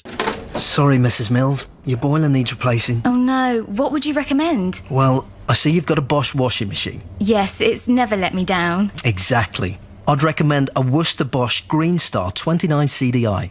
It's really reliable and it's been awarded a Best Buy from Which. And with a Bosch Easy Control, you can even adjust the heating from your phone. So simple, your cat could do it. To find your new boiler, a local installer, and receive up to a 10-year guarantee, search Warm as Worcester. Alicia, give me some ideas for men's gifts. The most popular men's gifts are beard trimmers, beard oil, beard mist, beard wax, beard rollers, beard balm, an e-beard, beard spray, beard dye. For those that don't do the expected, the Jaguar F-Pace, a performance SUV with the DNA of a sports car. Jaguar, a breed apart. Get your share of Dubai right here in London. Dubai Land Apartments Dubai Property Show brings you the best of Dubai's real estate projects. From budget homes to luxury apartments, villas and beach properties all under one roof. Get exclusive deals, attend free seminars and learn about investing in Dubai. Visit the Dubai Property Show from 16th to 18th November at Olympia, London. Entry is free. For timings and pre-registration, visit DubaiPropertyShow.com. Platinum sponsors: Falcon City of Wonders, Nikhil Properties and Shoba Realty. Is Donald Trump a dangerous provocateur or a great entrepreneur? Does the Me Too movement empower women or undermine them? Does the country need a people's vote or have we already had one? With independent opinions from the best British journalists, read a magazine that makes you think. The Spectator. Open for debate. Try a month free at spectator.co.uk. Credit card required. Future subscription costs apply unless cancelled 7 days before end of trial. The Nigel Farage Show on LBC. Could Jeremy Corbyn and the Labour Party do a better job of this negotiation? I don't think so. They're pretty split as well. And of course, there's a lot of pressure within the Conservative Party for a second referendum.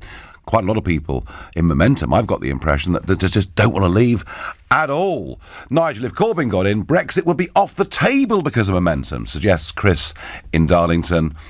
Nigel, all Corbyn has to do is play the waiting game. The Labour Party will win the next general election with a landslide. He's played a blinder, says Laura from Shenfield. Well, I tell you what, Laura, I believe. I believe that if this deal gets voted through in the House of Commons in 2 to 3 weeks' time, I think there's no chance of the Conservatives winning the next election because millions of them will simply sit at home and say, I don't want Corbyn, but actually this is an act of betrayal. And I think this poses a cataclysmic electoral problem for the Tories. Brett is a new caller from Frogmore in South Devon. Good morning, Brett. Hello, good morning, Nigel. Nice to speak to you. Good to speak to you. This all reminds me of an old adage about politics, which is that it doesn't really matter who you vote for because the government always gets back in. And I think this reinforces what you were saying a few minutes ago about the fact that these negotiations have not been conducted at all, as far as I can see, by the people who were supposedly appointed to carry them out, be it David Davis or Dominic Raab. As the facts have slowly emerged, coming up to Chequers and immediately after Chequers, David Davis was seemingly deliberately kept out of the loop. And all the time, there was a parallel set of negotiations being carried on with the EU by a team led by Ollie Robbins. Now, I don't think enough has been made of this by the Leavers or the Brexiteers. And this is why it doesn't really matter whether Jeremy Corbyn gets elected or put into power. It won't matter if the same team are conducting the negotiations. If you have a Remainer establishment and a Remainer Prime Minister and a Remainer majority cabinet in charge of these negotiations, what chance was there ever that we would get the Brexit that we voted for? And look at it now, Brett. Amber Rudd's back in the cabinet. Oh, God forbid. Stephen Hammond, who is, one of the biggest Europhiles in the world. It's a more Europhile cabinet now than it ever was, Brett, isn't it? Well, it is, and I am absolutely disgusted with the Tory MPs. I was a lifelong Tory voter. I'm 66 now, until about 20 years ago when I stopped and I joined UKIP. Now, that's by the by. I stood for Parliament as well in 2010. Okay. And I've had these arguments with people for many, many years. When I see people who are supposedly Brexiteers continually accept what is a non-Brexiteer argument or position. It's a charade, Brett, isn't it? It is a charade. It's a game to them. It isn't a game to me. I want to say something. I run my own small manufacturing business, a one-man manufacturing business. Within 2 or 3 days of the result of the 2016 referendum, my phone didn't stop ringing for 12 months. With orders, business inquiries, there was a tremendous sense of euphoria amongst the people I was speaking to who shared my opinion that finally we were going to be free of the EU and could decide our own destiny. Gradually, over the last 12 months, the people's thoughts and attitudes seem to have changed as they've realised that we are being sold down the river and virtually nobody would be trying to stop it. That level of business has diminished and diminished and diminished. Yeah, there's a bit of gloom out there, isn't there? There's a bit of gloom around. Yeah, there is. That hope of the future has gone. Brett, what do you, I mean, I get your passion, I understand what you do. What do you hope happens from here? There can only be one solution, which I hope will be put in place. Theresa May has to go. Yep. That's number one. I agree with that. There cannot be any future with her in charge, because she's going to back up Ollie Robbins and his team, who are working basically against what we voted for. Yes. The Brexiteers have got to get their act together and depose Theresa May. I don't care whether it's a caretaker Prime Minister in the shape of David Davis or Dominic Raab or a combination of them or Boris Johnson. Just someone that believes in it would help, wouldn't it? We have to have somebody heading the whole thing up who passionately believes that Brexit is our future and that the future of this country... I've got 4 children and now a grandchild as well. I don't want them growing up in this so-called vassal state whereby, we cannot make our own decisions, our laws, etc., etc. WTO is an option. It's not a no deal. It's an option. It's the way we deal with the whole of the rest of the world. It doesn't frighten me in the slightest. Okay. The only thing that frightens me is if our future is decided by other people. I don't care, or people we can't elect or get rid of.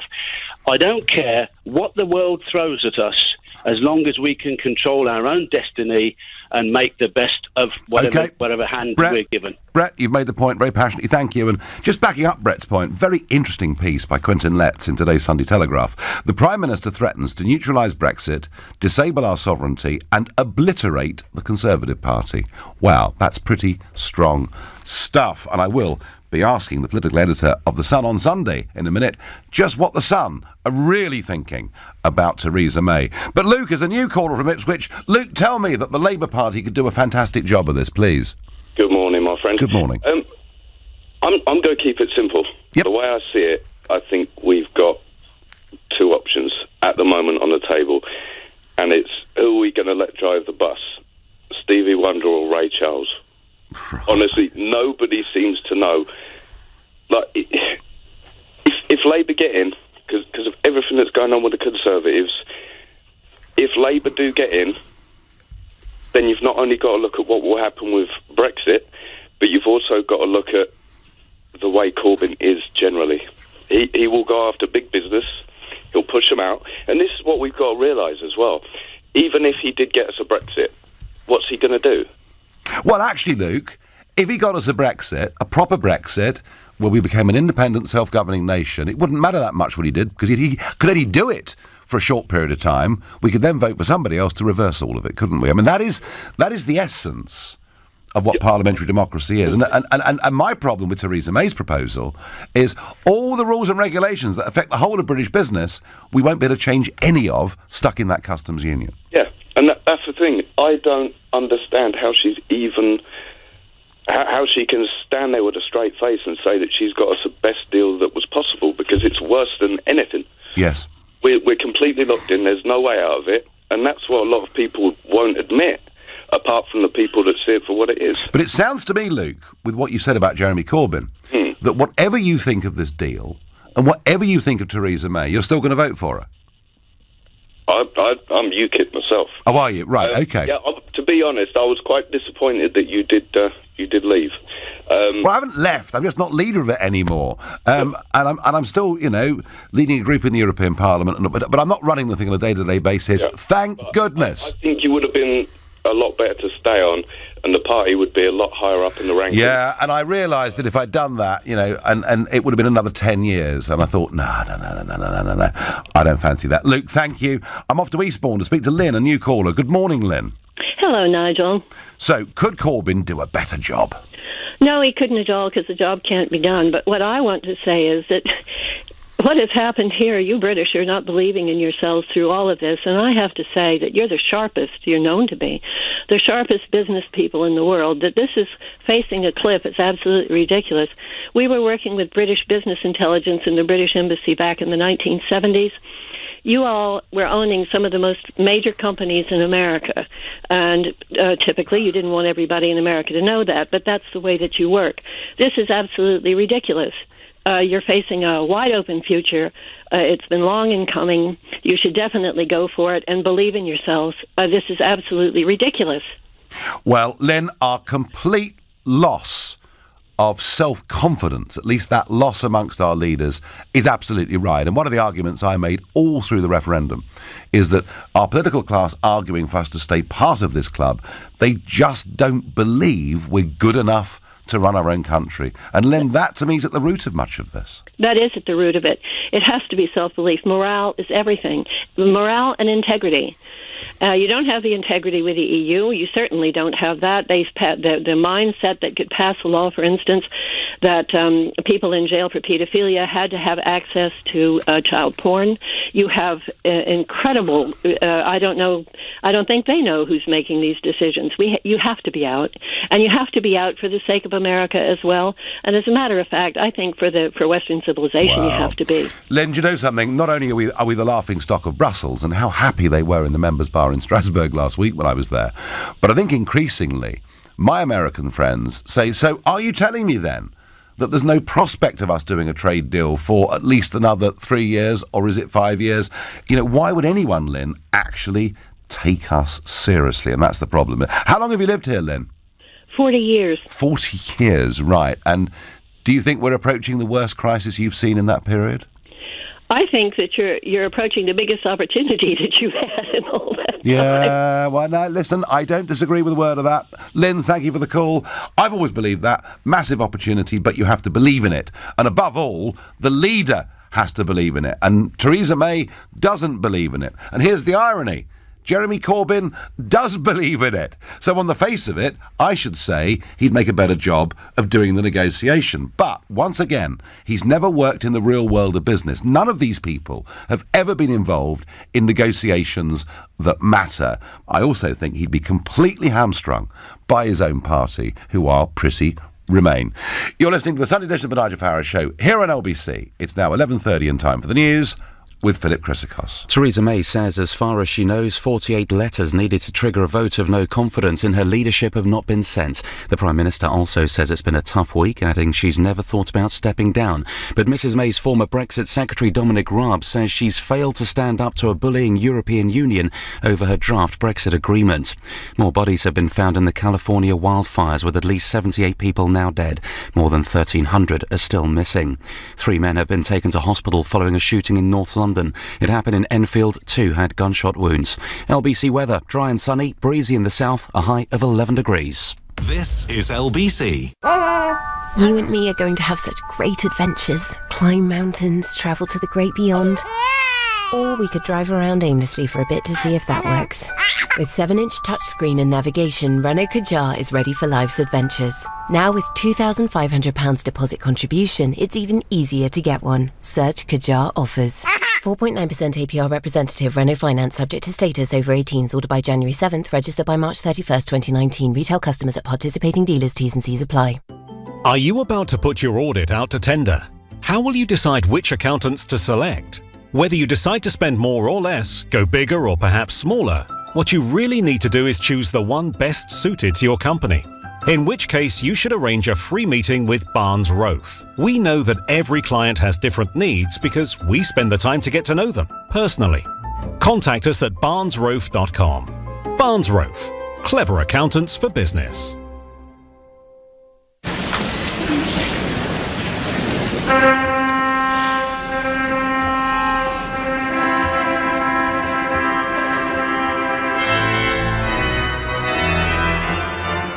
This is the sound of the Walker's wedding in Oxford.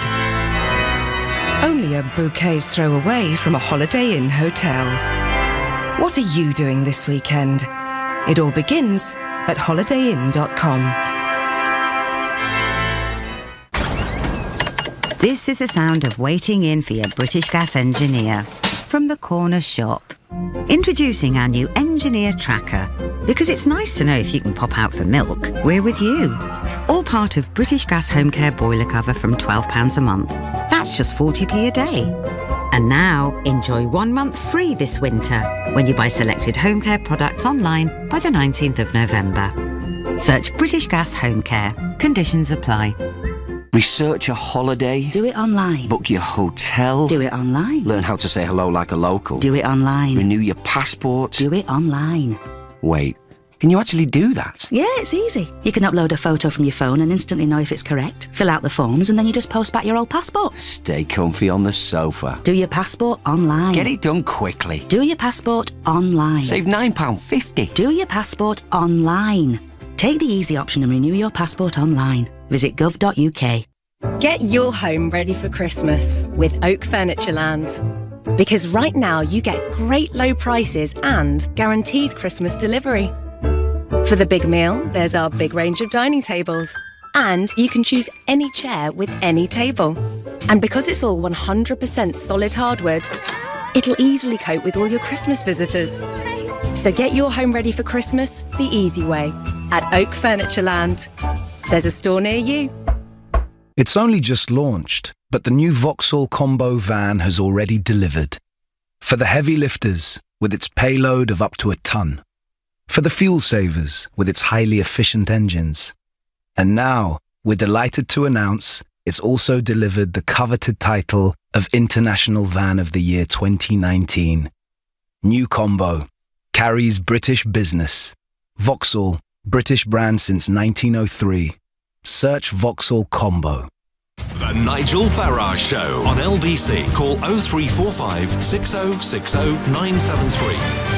In 10 minutes or so, we'll be joined by the Liberal Democrat leader, Vince Cambell, and we're debating who would do the best job at delivering Brexit in these negotiations. Could Corbyn have done a better job? But I'm very, very keen to talk next to David Wooding, political editor of The Sun on Sunday. Good morning, David.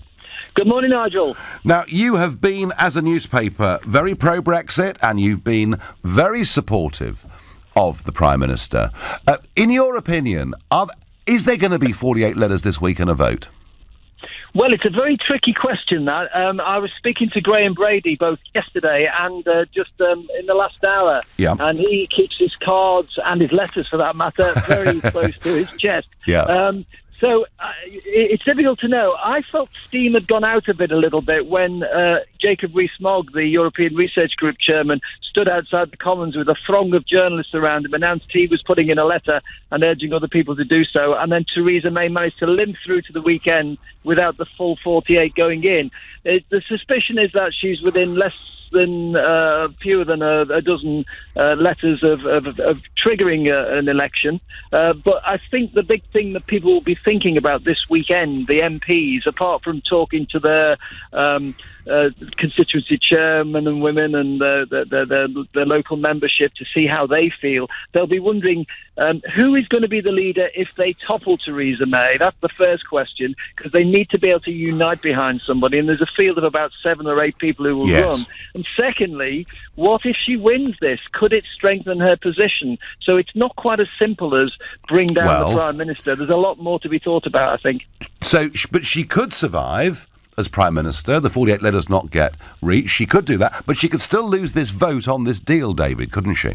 Yes, absolutely. And this is what this is a disagreement in the cabinet between the people such as Dominic Raab and Esther McVeigh, who both resigned among the 7 other ministers and aides who did so.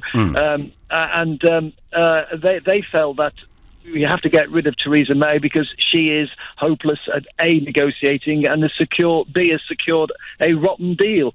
But others feel that something can still be done. There's this so-called pizza group of 5, Andrea Leadsom, Michael Gove among them, Penny Mordaunt, who believe that they can renegotiate the deal, even at this late stage with the summit just a week away. And your newspaper, about that. David, your newspaper sort of says here, I'm looking at your editorial main piece today, and it says the Prime Minister must give the Brexiteers and the Cabinet the chance to shape the political declaration outlining our future relations with the European Union. So, OK, we've got 2 things here.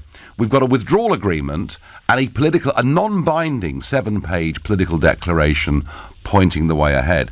Are you saying, through your editorial on The Sun on Sunday, and I noticed that she's writing Theresa May for you exclusively today, are you saying as a newspaper that your support is still with the Prime Minister and with this withdrawal agreement? It's not with the withdrawal agreement at all. We do not think the withdrawal agreement is a good agreement.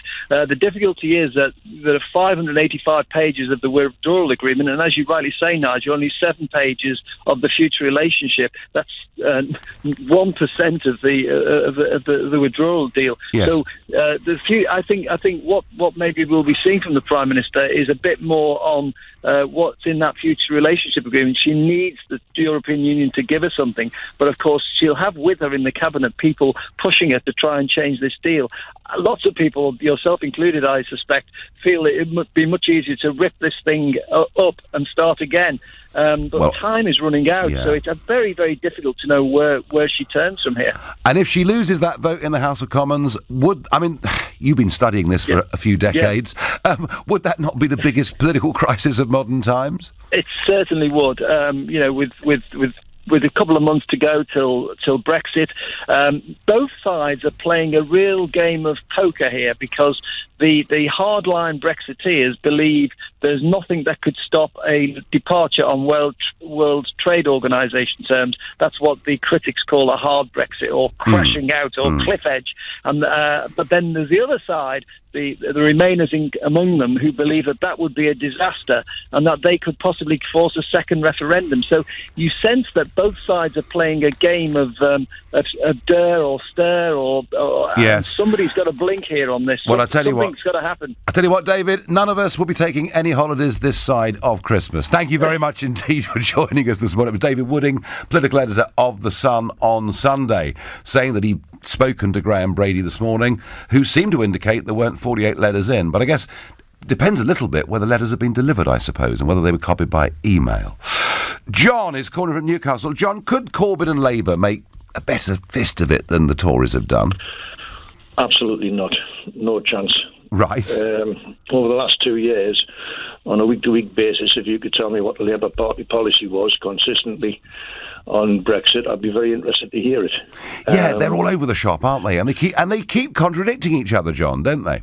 Well, you get Corbyn will give an interview saying that he would take this out, and then 20 minutes later, Mr Starmer pops up on TV to say the total opposite, along with Emily Thornberry and Chami Chakrabarti, who was on the Andrew Marr show this morning. Yeah. And he was pointing out that Mrs May's deal pretty much gives Labour what they want in terms of remaining in the customs union and the single market.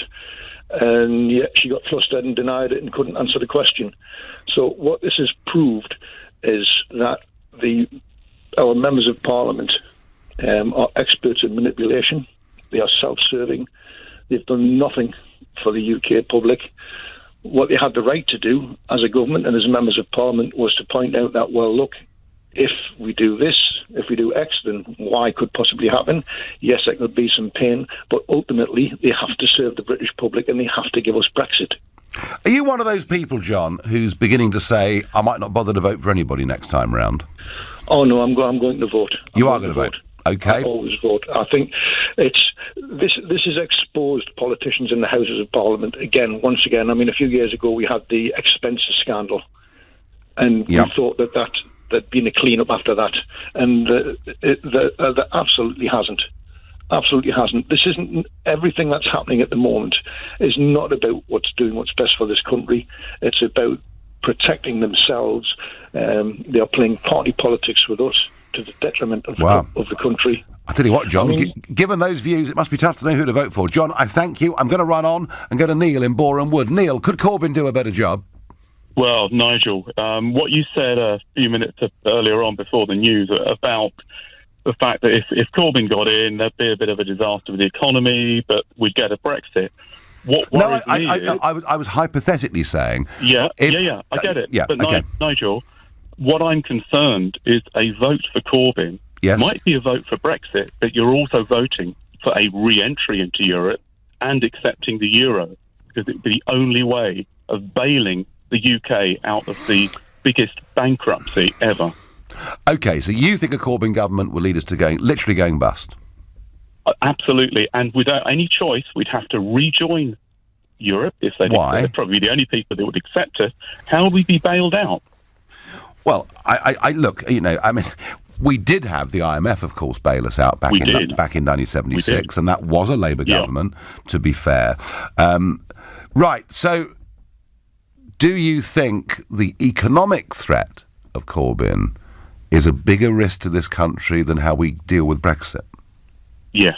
Okay. I believe they're combined. They're intrinsically related. It's interesting. But my overarching point is that if Corbyn gets in, he may very well be able to negotiate a Brexit. I don't believe it will be any better, but then the economic risk will be... Neil, you made your point. Thank you. And actually, I'm going to back Neil up, that looking at these opinion polls, if the international markets begin to think that a Corbyn government is likely, then I think you'll see the pound go to parity against both the dollar and the euro. Such would be the economic fear of what they might do. Real or not, but that's how markets tend to behave. Nigel, nobody knows what Corbyn would do on Brexit.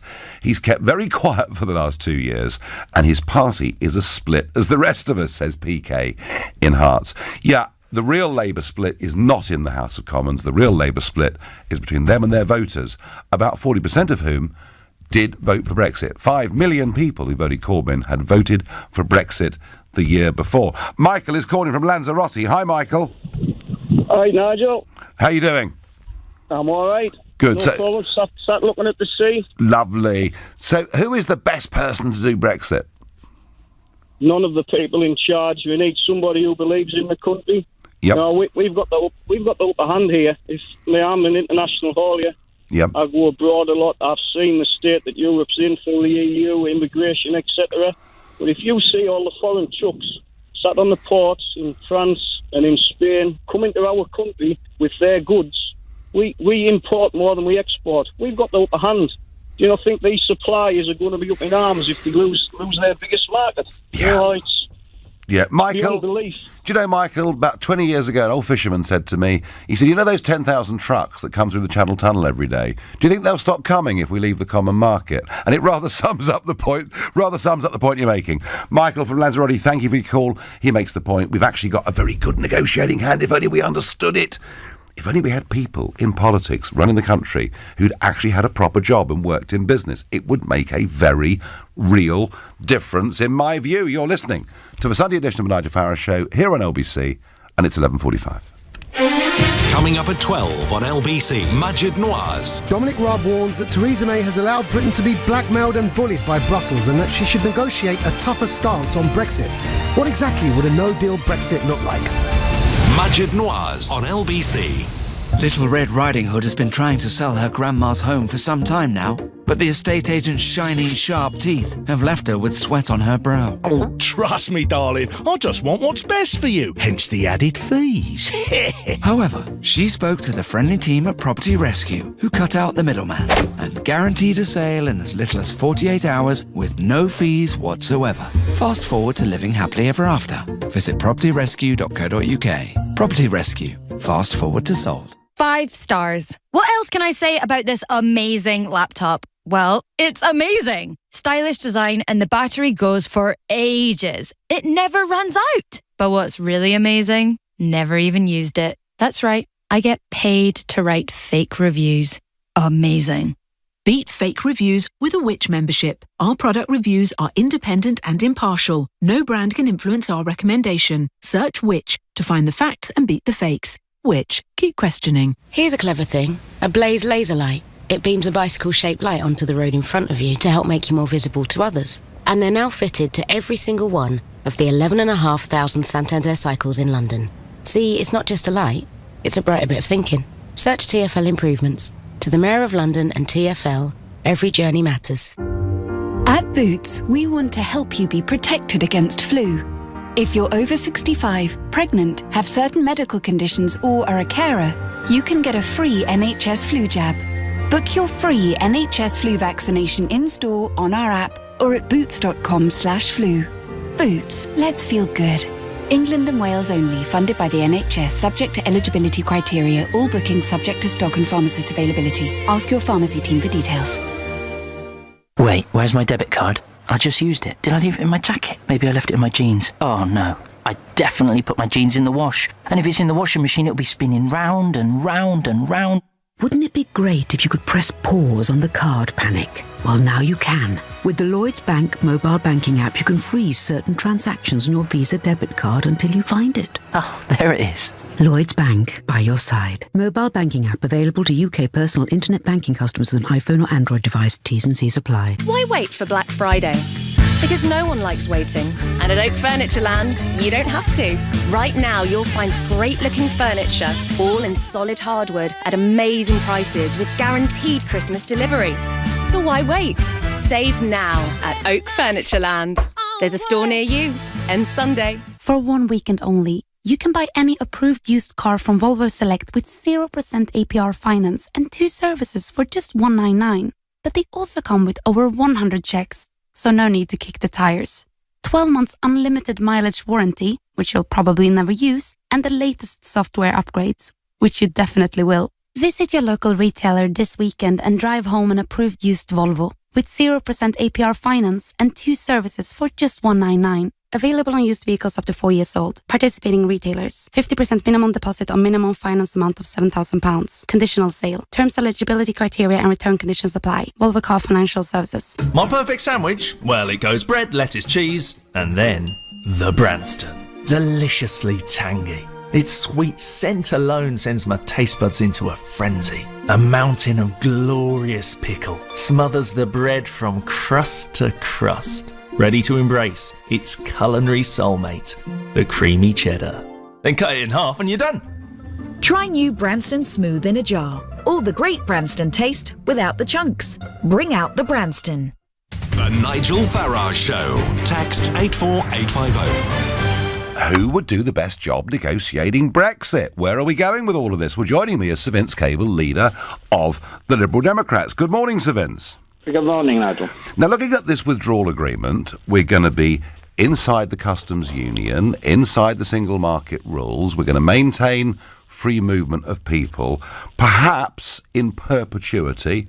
All we're doing is slightly changing the name. You must be very happy with this deal.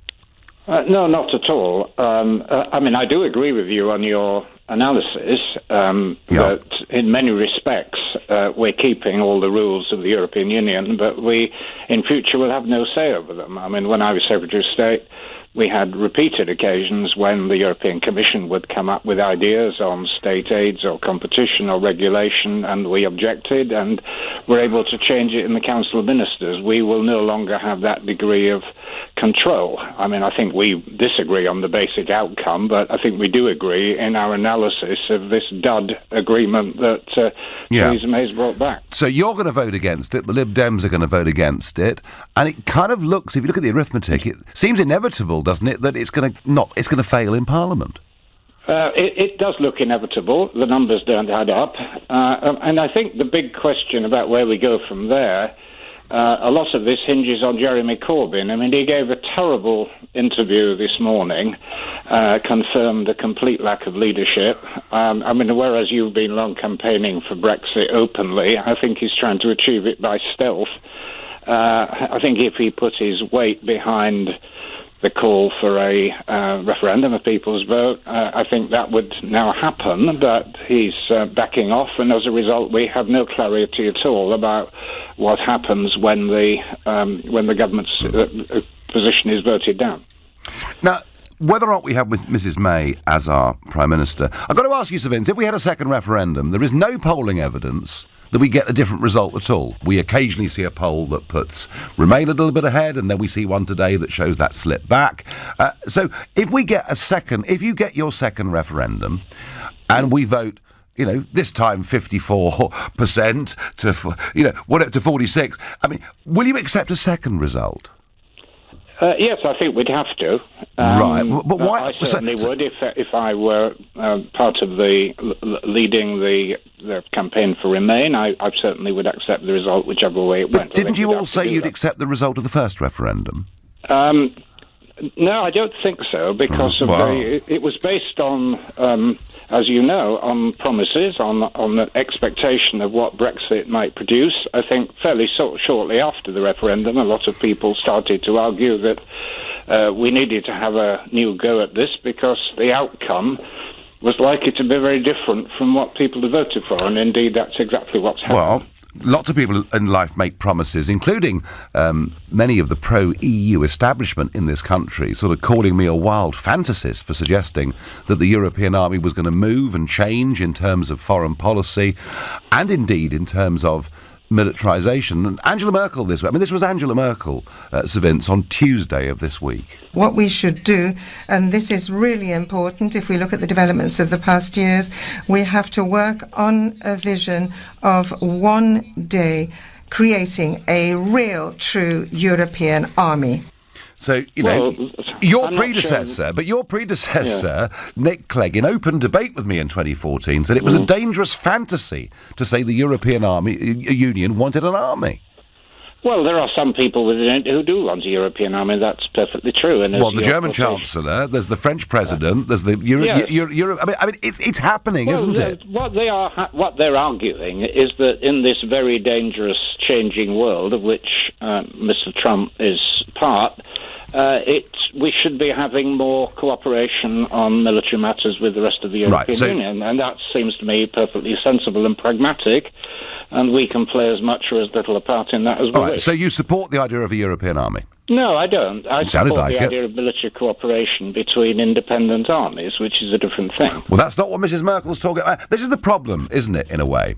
That every time my side of the argument says they're building a superpower, they want to be an empire, by the way. The French finance minister this week said we're building an empire. Every time we put this to you, you deny it to us. Well, I'm denying that that's what the state of affairs is. When we don't have a European army, we have quite a lot of military cooperation. We worked with the French on Libya, for example, not with great success, I have to say, but there was cooperation. There's going to have to be more. I mean, the idea about whether you have a multinational army or not depends on, as you know, on complex issues around the command structure. Are we more or less like NATO, or is there some new structure? I mean, this debate might happen in 10 years' time, but we don't have a European army. It's happening there now. Isn't one in immediate prospect. No. There are some people who have a vision of one, but it isn't there. It's going to be completed by 2025, according to all the leaders of Europe. Anyway, Sir Vince, we can argue that forever. I just want to ask you finally to make a prediction. Do you think... I think we're going to finish up with no Brexit. You think no Brexit? Right, OK. And does that mean a second referendum, then? Yes, that's the mechanism, but I think it may well be that there's no agreement in Parliament to do anything, and I think if that happens, that rather than having a chaotic outcome, Parliament will vote to rescind Article 50. You asked for a prediction? Yeah, no, I've got one, absolutely. You couldn't be clearer. Thank you very much indeed for joining us this morning. But Sir Vince Cambell, very clear what he thinks, no messing in that regard. Corbyn wouldn't get a better deal. He's a leaver, and the Blairites wouldn't let him do anything that looked like leaving, says Philip in Whiteleaf. Sarah is a new caller from Weybridge in Surrey. Good morning, Sarah. Oh, hello. Hi, Nigel. Thanks so much for having me. Welcome. Yes, well, I was explaining that I think that I got put through because I said that, I'm a true blue voter. Right. Voted Conservative all of my life. Uh-huh. And I've been wondering about Corbyn. But actually, Nigel, there's something else, which is this... it's Carol Cadwallader from The Observer here. Oh, go away. Honestly, you are a ranting lunatic. I mean, in a sense, yeah. Let's go to John in Clapham. Hello, Nigel. Nice to speak to you. I think that basically it shouldn't just be one party that is running the Brexit negotiations. It should have been a cross-party thing as soon as the referendum was called and Cameron resigned. Therefore, they would all been in it, and it would have been united we stand, divided we fall. At the moment, it seems we are falling divided over whether we leave or stay, because it seems that we seem to be gearing up towards staying in a roundabout way with even less powers. And if we'd actually said, we have a cross-party group and we will then work out everything. John, because being practical. I agree with you, John, but I'm afraid, and it's much of it is to do with our first-past-the-post electoral system, but we have tribal politics in this country, and it seems the party matters much more than the country, and much more than the referendum result. So until we get a kind of electoral reform and a bit of a breakup of these two coalitions, it's very difficult, John, to see how any common sense is ever going to come into any argument. Well, that's true, Nigel. But the thing is, what should have happened is if they'd acted for the nation, the past-the-post system would actually be reformed by now. Because the first year we should have been spent on getting our trade negotiations done with the EU, and the second year planning our trade negotiations with the rest of the world to go live on the 30th of March 2019. John, I agree with you. The transition period was Article 50. That was designed to be the transition period. And now this Prime Minister of ours is prepared to sign us up virtually in perpetuity into something that it gives us even less sovereignty than we have at the moment, because at least now we can trigger Article 50. John, I thank you for your call. John says on Facebook, Corbyn wouldn't have a clue how to negotiate a Brexit. He flip-flops according to what he thinks would keep him in power. Well, there's almost no agreement here, isn't it? Nigel, do you believe, as I do, that David Davis, if he'd been allowed to do the deal, we'd be in a stronger, better position? Ray, I do. I think the way he was undermined by Ollie Robbins is quite extraordinary. It shows you the Prime Minister's mindset. But it's OK, folks, we're saved. Stephen Barclay, that political giant, has taken over now as the Brexit Minister. I'm sure we're going to be inspired in the days and weeks to come. You've been listening to the Nigel Farage Show here on LBC. I'll be back tomorrow night at 6 p.m. At 3 this afternoon, it's Ian Payne. But up next, it's Majid Nawaz. Thank you, Nigel. Coming up, a lawyer representing 5 advertising executives who were forced out of their jobs after a diversity drive has said that straight white men feel as if they've had a target on their backs. Are straight white men being discriminated against? Before that, government ministers are refusing to back a bill that aims to tackle forced marriage by increasing the UK's legal marriage to 18, despite campaign groups and forced marriage survivors telling them otherwise. Is forced marriage a concern, and should the legal age for marriage be raised to 18? But first, Dominic Raab warns that Theresa May has allowed Britain to be blackmailed and bullied by Brussels, and that she should toughen her stance on Brexit.